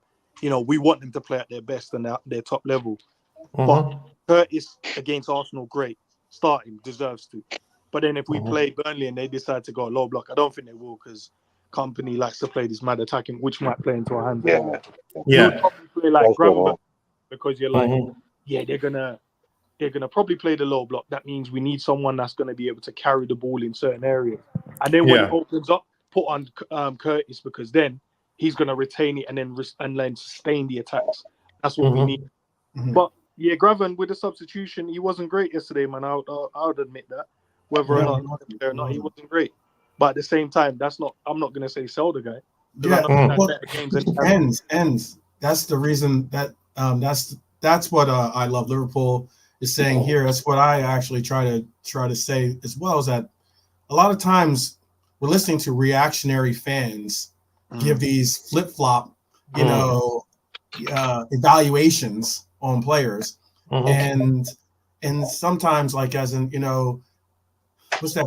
Patience is a virtue type thing. I get it that there's a fine line, as Ryan said as well. It's a fine line where you're like, okay, how long can we wait? How long can we, allow for this stew to sit and warm up before it's actually ready to be served? And like, I think though there's sometimes there's certain other attributes that you have to recognize though when they're this young, 20, 21, 22 or whatever it was, because Curtis is 21 now. And just like he's saying with Elliott, there's people that have been calling for Elliott to be, thrown to the wayside, or let go. So but the guy is 20 years old, so it's just a matter of, like, for me, it's about allowing for them to develop, allowing for them to continue to learn the system, allowing for them, even if they do know the system, to continue to adjust and adapt to make the system, make them master chess players, as Brian also was referencing too. Well, I will tell you guys this. I know some Arsenal fans in the spaces that were very worried about Elliott, especially the way he played against. He almost had a game. He almost had another shot that could have won. Yeah, and they were kind of worried. But and I don't know if Brian, you answered this question, but Ant and Tolman, I know you brought FSG, so going forward in January, looking at the injuries and players coming back, who do you guys think? How many players do you think we need? At first I started with 3, right? Because I said we are not scoring goals, so we may need to bring somebody who just, even if it's on loan, to come poach these balls into the net. Pause. Number 2, everybody's been talking about DMs. Number 3, we got 2 collarbones and that's so bizarre. Shoulders all messed up on the same position. Same position, same injury. Yeah. Same injury. So what do you guys think? Right now I'm looking at the midfield. I'm like, midfield, we are set because people are forgetting that Thiago's coming. The Celtic is not far away. Yes, we're going to lose Wataru, but we're going to be stuck in midfield as long as we stay healthy, of course. Even if Salah leaves, the boss like, we even forget about Maka. Maka's coming back. Coming back as well. So now, okay, attack. We're going to lose Salah. So do we need another attacker because we are not putting this, scoring these goals? Or left back, because we can't keep Joey. Joey has to. Joey is deputizing very well on both sides. He's like our new Milner now, a younger Milner. What do you guys think we need right now? Do you want to go first, 12, or should I? What we're going to get is we're getting Nat Phillips back. I'm almost positive that's going to happen. Nat Phillips he's not getting played at Celtic. Not saying he's the answer. I'm just saying that's the realistic concept of one player that I have a good, strong feeling is going to be walking through the door. Is he still alive? Nat Phillips. Yeah. No, you blinded me. I was like, who, what, now, where, what, kind of. I know. Hanna Barbera cartoon was. I was what, where now? I don't think we can. That's the left. I love it, man. I love it. I was like, who's he gonna say? That's like Nat Phillips. Right? Okay, cool. Shit, man. That's gonna big up, Big Natty. Natty. Yeah, big up. Is he coming? But is that a thing? Is he coming back? Is he on a 6-month loan? Is that what's happening? He's getting recalled. He's going to get recalled. Okay, he's too bad. Okay. If he was playing for Celtic, it'd be a different story. But he's not playing for Celtic. I mean, because I think if anything, from what I'm being told, I don't watch too much Bundesliga, but that Sepp Vandenberg or Sepp is apparently really starting to. Bro, I even forget about him. He and Virgil have the best stats in Europe right now, from what I checked. I think the only downfall of that is that they have an option to buy, I believe, on their loan. So I think normally when you have an option to buy, that usually negates the recall, and it also possibly even negates the fact. I don't know if they have if we have an option to turn that down or not, but. No, what you can do is like what we've done with one of our players with the Carvalho thing is that we're invoking is that if they don't play them in enough games, you can pull it back because that will have been agreed beforehand, which to me is a nonsense anyway. How can you say, "Oh, I guarantee that if we take this player on loan, we will play him in 70% of the games"? That's just stupid. He could be shit. He could be injured. He could be out of form. So it just gives us an opportunity because these clubs, obviously 12th Man, I know you were involved in a lot of this kind of stuff. They load these deals up in their favor to every absolutely. Yeah. So the second you do anything wrong, snap, bang, he's back.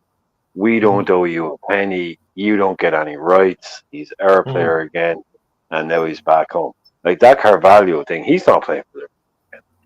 That's just him. It's not. We're not bringing him back. I mean, there's gonna be some people that might, if we ever go to you guys, I know you guys are saying 4-2-3-1.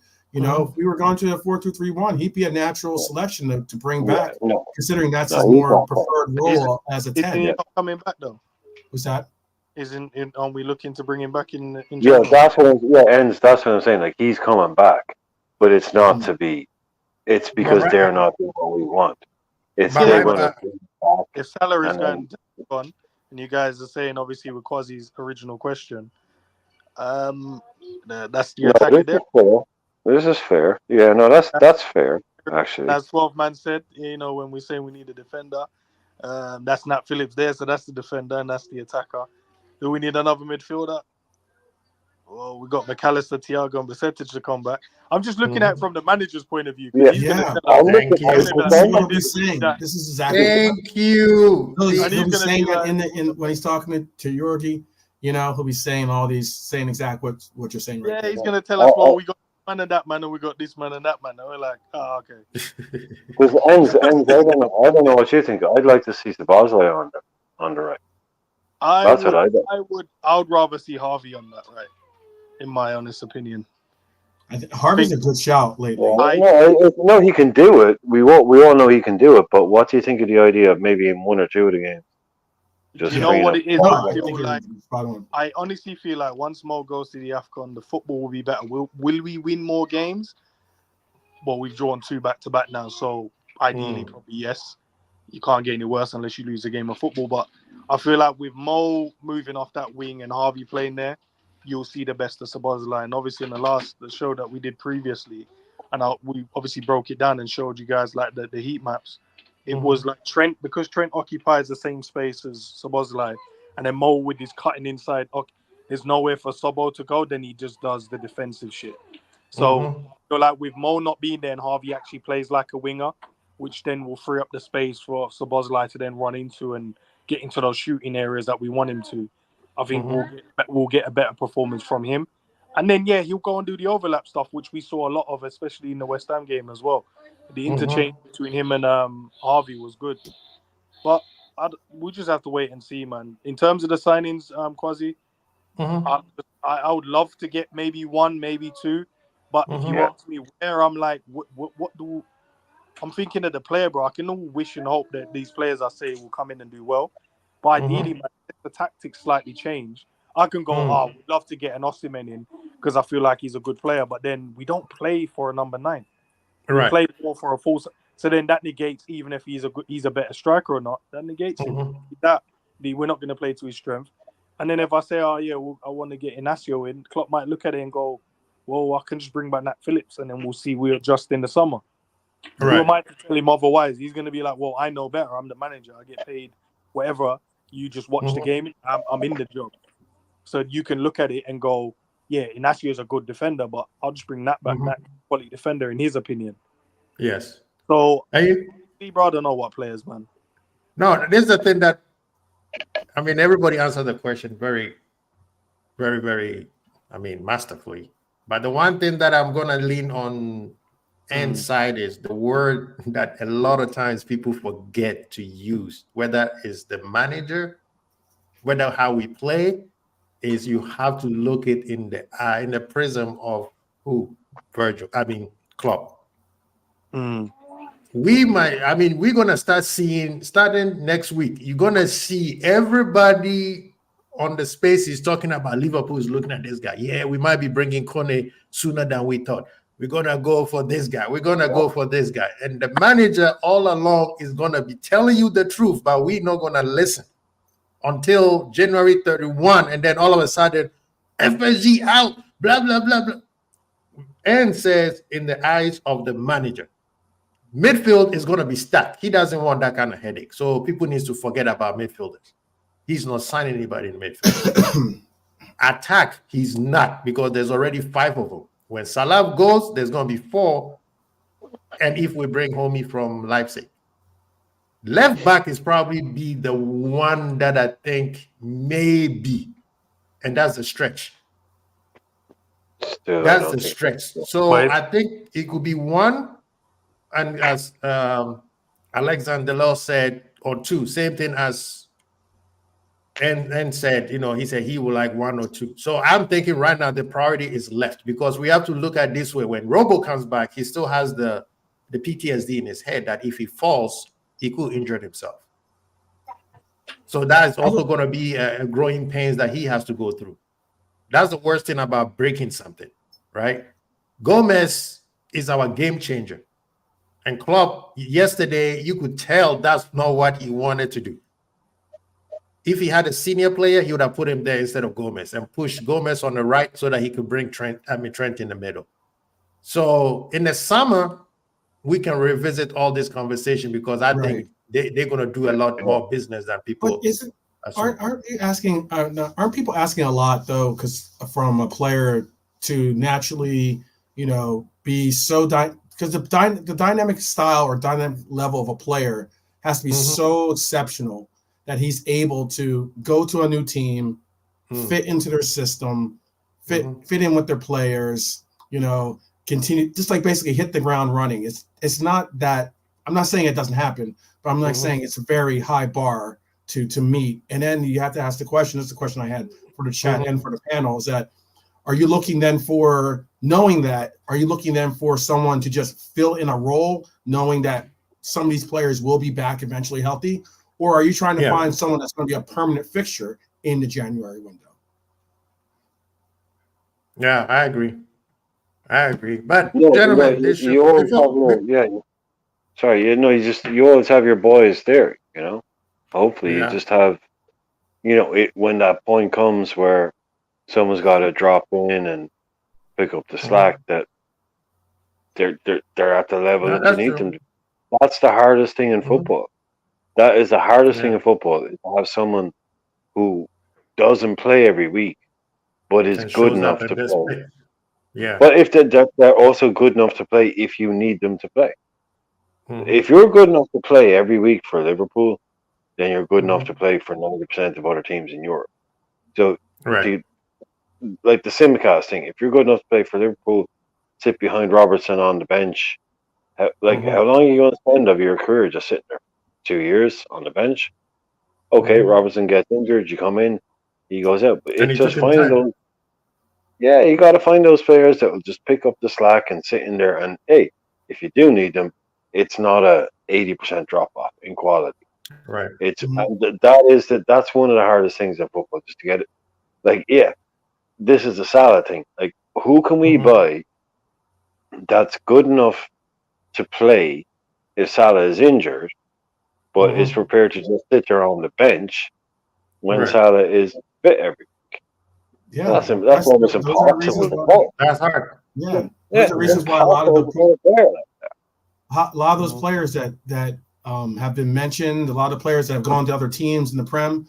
One of the main factors is something I stress is that, that player has to either be adjusted or ready to accept a second fiddle role if it comes to they play right wing, or because most likely they're not going to start that many games unless, Salah's either injured or Salah's unavailable for some reason. Salah does not get injured.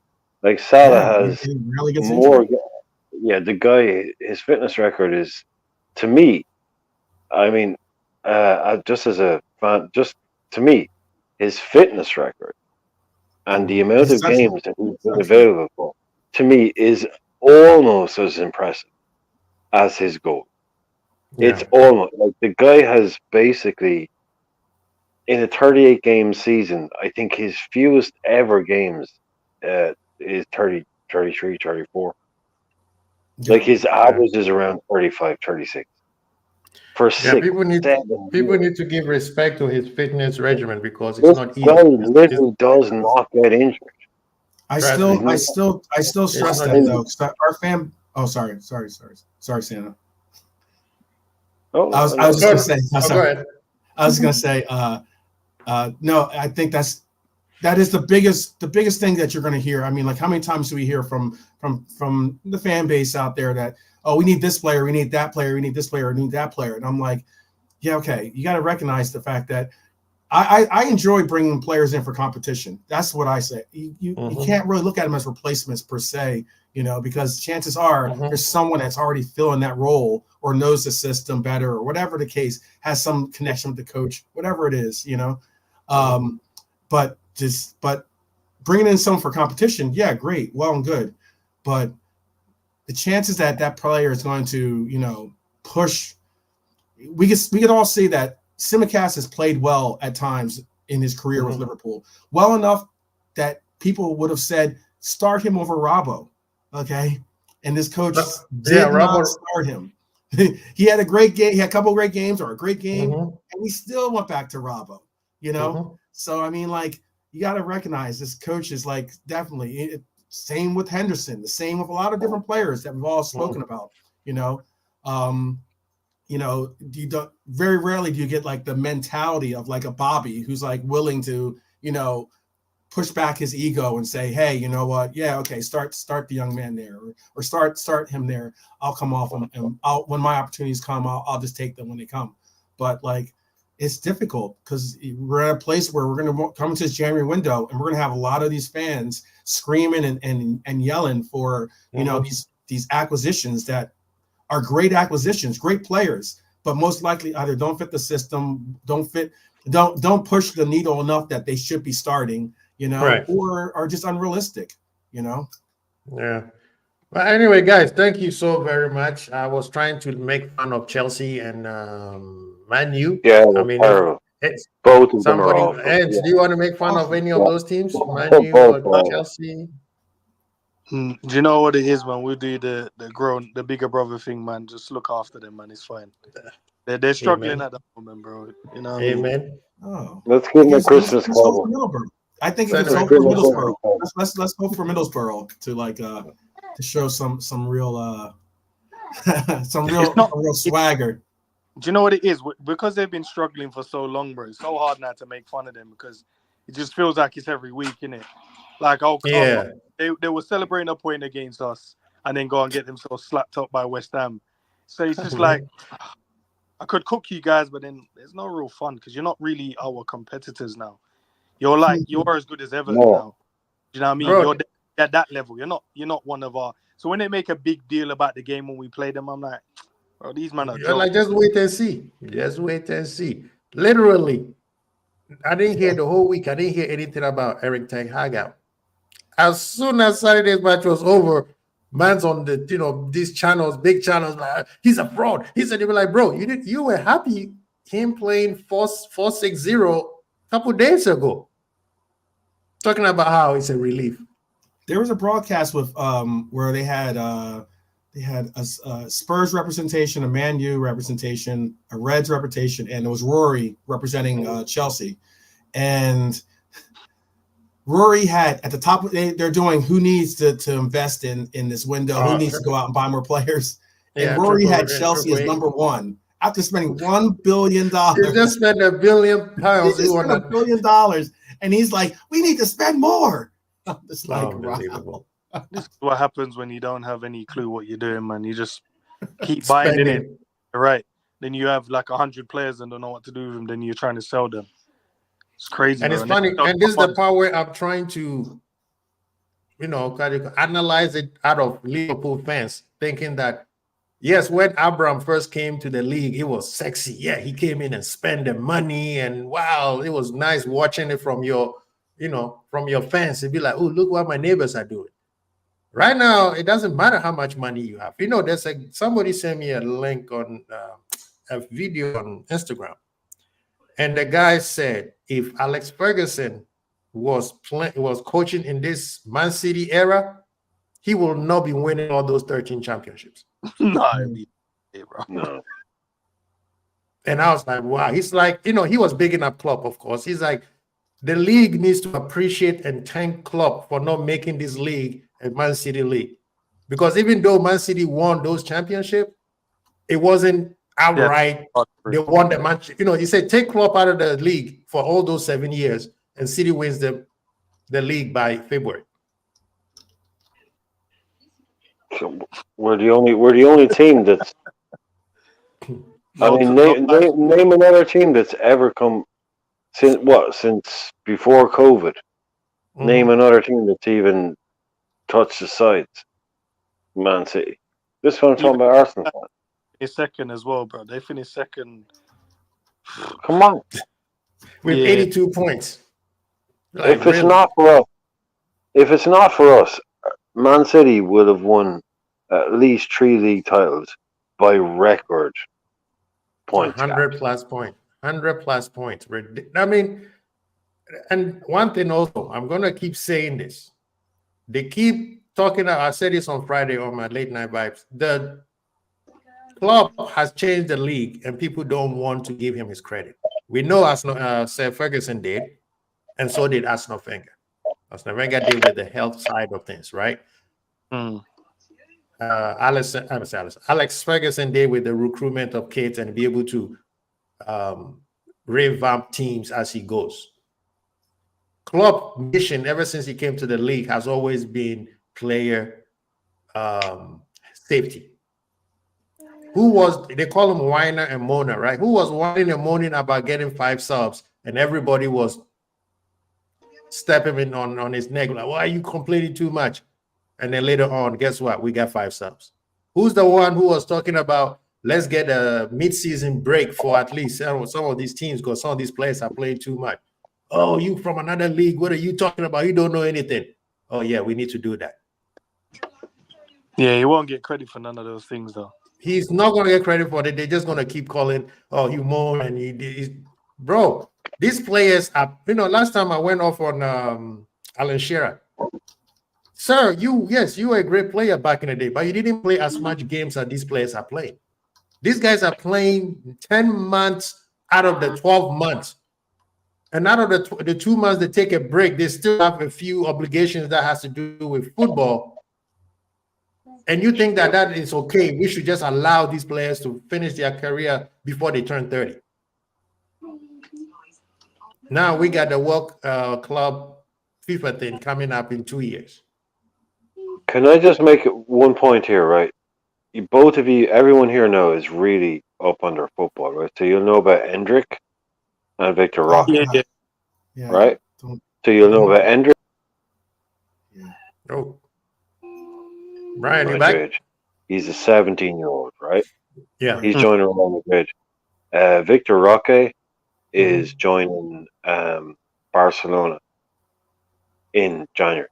Victor Roque is 18 years old. He already has over 90 league games under his belt, right? Too much. 90 professional league games as an 18-year-old. Hendrick is 17. He's played close to 60 league games. Where are these kids going to be when they're 25? In 7-8 years' time? These kids are being bought up and burnt out at a massive rate. And this is all ties into what we're doing now. FIFA, expanded Club World Cup, expanded World Cups, 32 teams. You're getting kids like this. Victor fucking Roque joins Barcelona in January with more professional league games than fucking Harvey Elliott. I mean, this is crazy, guys.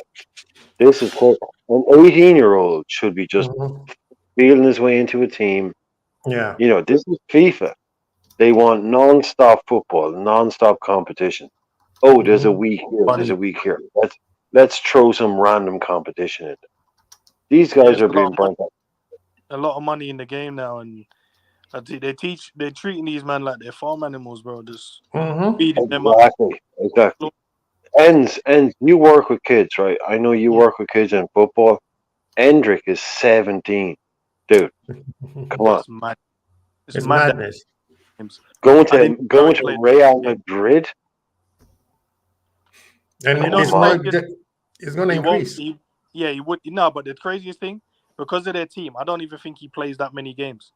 He'll play games. Yeah, but no, Ends, look at Victor Roque. He's the guy that's played nearly 90 career games. But look at what they did to Pedri as well, man. This man played every game for Barcelona. He's broken. Then they went to for Spain, and then that's nice why he keeps picking up these niggly injuries now. Yeah. Pedri keeps picking up. Gavi is one of those guys he's not picking up. Pedri is the one they're like, oh, this guy's the future. He's out. Ankle, knee, hamstring, thigh, blah, blah, blah. Yeah, he just keeps picking up mad injuries. These boys need to be... They need to be well taken care of because they're growing at that age. Quasi, they won't be. 12 man, we spoke about this on your stream the other night. FIFA, they just want more games, more competitions, more money. Fuck the players. Forget welfare. Just play more games, more money. That's how everybody gets harm go from. Welfare, man, which is crazy. And you know what it is as well, man. The families need to be protecting their kids as well, man. With the agent, what are the agent doing? See, if I have a parent or if I'm an agent and you are in Liverpool and I'm coming to you, I'm gonna put playing clause into my contract. If I go above certain level, just like the NBA, some players, if they go above certain level, you need to pay them a lot more money. Hey, listen, most of these parents need to stop selling their kids out, man. Just care about pretend that. No, I'm just doing it because my kid. That's true. Sometimes they get involved with situations where we've seen the Chelsea allegations, or actually not even allegations. They've admitted to the crimes that they've done before with paying for players long before they actually ever made the transfer.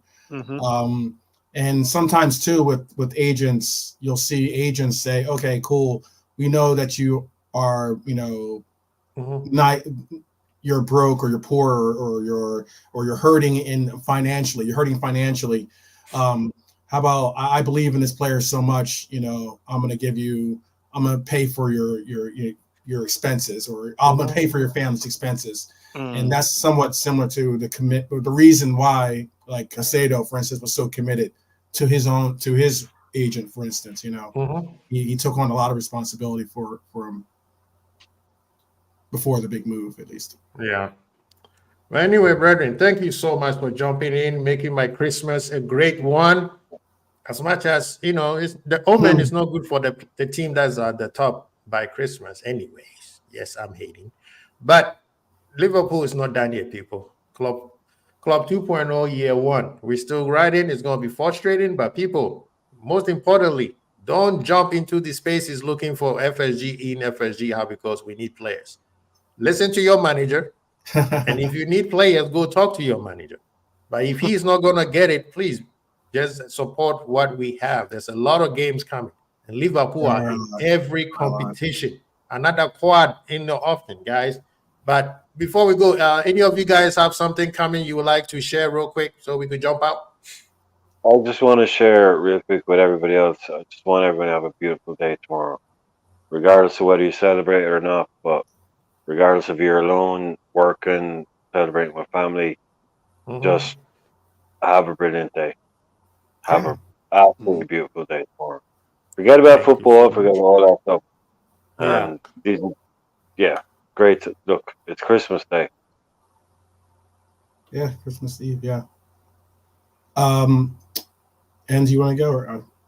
Go ahead, man. I'll wait my time. Okay. Because I know you got. I know ends. I see ends as thumbnails. Like I see sometimes I see the games. I'm like, we play them tomorrow, and I'm like, it's like 3, 4, 5 days in advance. He's got his thumbnails ready. I like that. Calling you already, man, for the previous shit. No, that's great. That's what I'm saying. It's great. I definitely appreciate it. I was just gonna, I have, I'm gonna do a review tomorrow. I'm also gonna do a piece actually, somewhat, I guess, inspired by a couple of the pieces I've already seen on YouTube, but more so just like to emphasize Curtis Jones, I guess, like being a very important piece of this puzzle, and. And yeah, I put in a couple of names for you guys in the chat if you guys want to see a couple of players. I mean, my player I would love to see come in is Kubo from Real Sociedad, but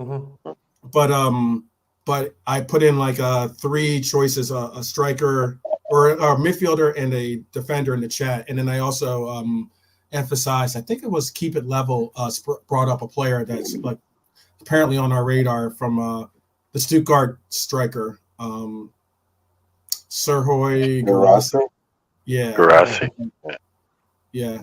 And I put in like I'm trying to think Lamine Camara and I'm trying to think of what the other player was that I put in there.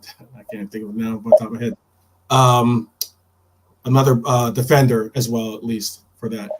But if you guys want to check it out, it's always fun to speculate, play Football Manager for ourselves, you know. Oh, Lloyd Kelly. That's what I was thinking of. Lloyd Kelly. I think this popped in my head. From Bournemouth. I like Lloyd Kelly. I think he's a good player. I don't know if you guys agree, but Yeah, he's a good player. We've been linked with him for years now. To be honest, Yeah. No. Kelly's been a name that's been around for about 3 or 4 seasons, I say, at this stage. I just think if he's 25, I want to say, right? So like if he's left-sided to do it, it's now. What's that? Yeah. No, yeah, left-sided, centre half, all that. Yeah, it's at least 3 years now. I'd say I've seen him, and he's due a move from Bournemouth. When he leaves Bournemouth, he will definitely go to a bigger club. He's not going to and like you say, 25 now. So yeah, kind of guy. He's not a big name. He's not a flashy name, but next thing you know, he goes into your club and he does a brilliant job. But yeah, I just think we were all in this phase of we need a new player in that position, and then the next thing you know, Kwanzaa comes around, and it's like, well, why do we need any? This guy is literally the finished article at 19, 18, 19.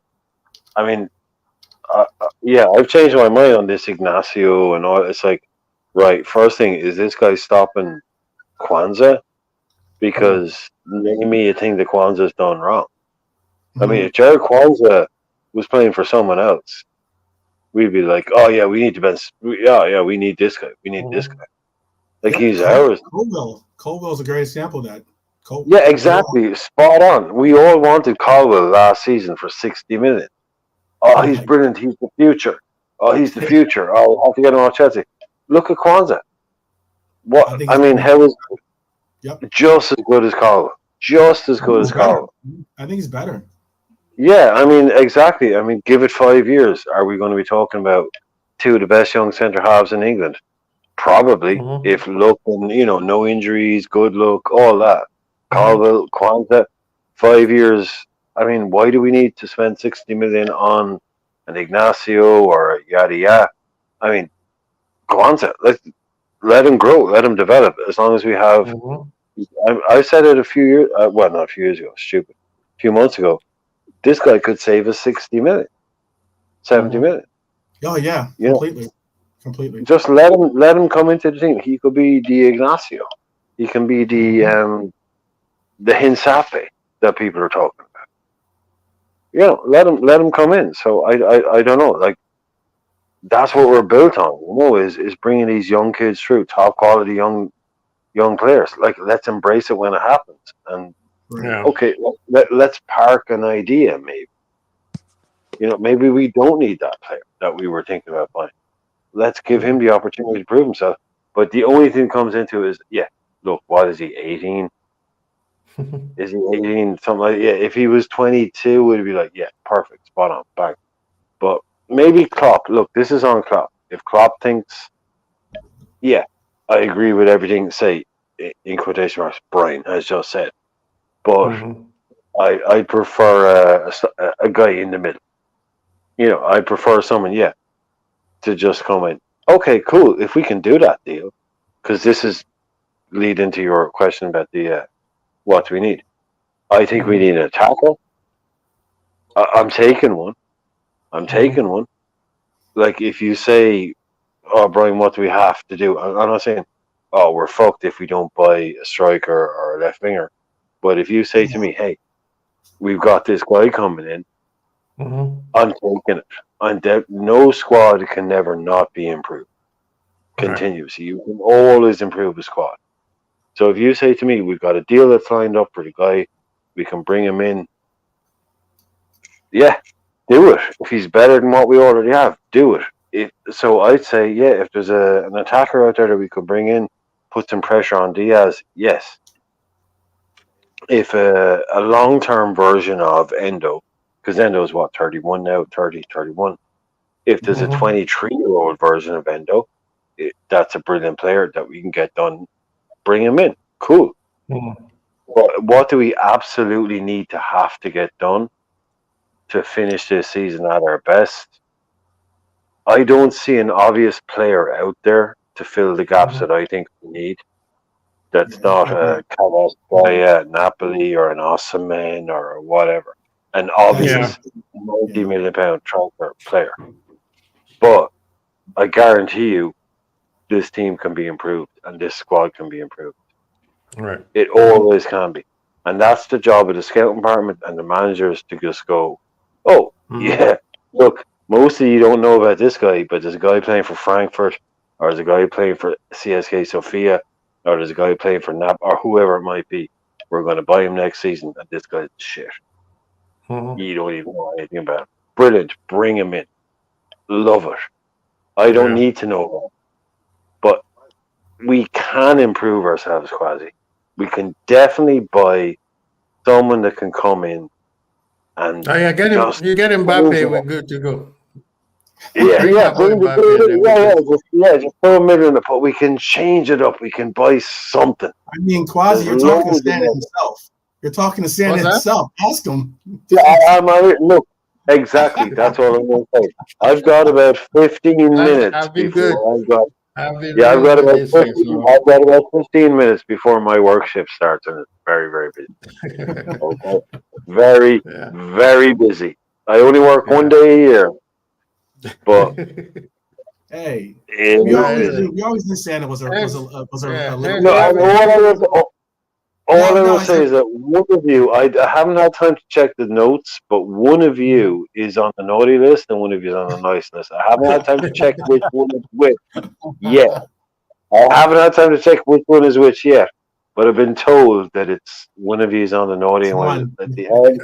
I think it's Hollywood, but it's not me. I'm just saying we always knew Santa was a Liverpool fan. I mean, he wears red and white, so I mean, come on, he's got the colors down already. He's got the colors down already. Right. Hans, what you saying, man? What you saying, Hans? Man, the little thing that we do called the Chill Zone is on at 10 o'clock tonight. I'll see if I can extend it as long as possible. Maybe feed it into maybe a minute past 12, and then we can say Happy Christmas to everyone in the chat and that. But we see, man, I've got 4 topics I want to chop up, 4 players that we want to talk about. So if everyone, if the man them are free and want to have a conversation. No Savage tonight. I think he's busy. So the Savage lovers, he's not going to be on there, so you can choose not to watch if you don't want to. But yeah, man. Should be a fun one, man. Should be a fun one still. But that's at 10 p.m. Good. Yes, sir. Guys, thank you so very much. 12 man, Brian, Hollywood Ants Man TV. Go over his channel today, 10 p.m. British Meridian time. From us in the West Coast, California, that would be 2 p.m. If you are in the Mountain Time, that would be what? 6. Three or 4? It's Three 1 hours, hour. yeah. Yeah, 3 an p.m. hour, Yeah. an hour ahead. Yeah, so if it's 2, it'll be 3. Yeah. That's right. But guys, thank you so very much for coming through. Merry Christmas to everybody in the chat. Celebrate it or not. Have a very good family time. And Merry Christmas. Quincy Bowl. Merry Christmas. Peace.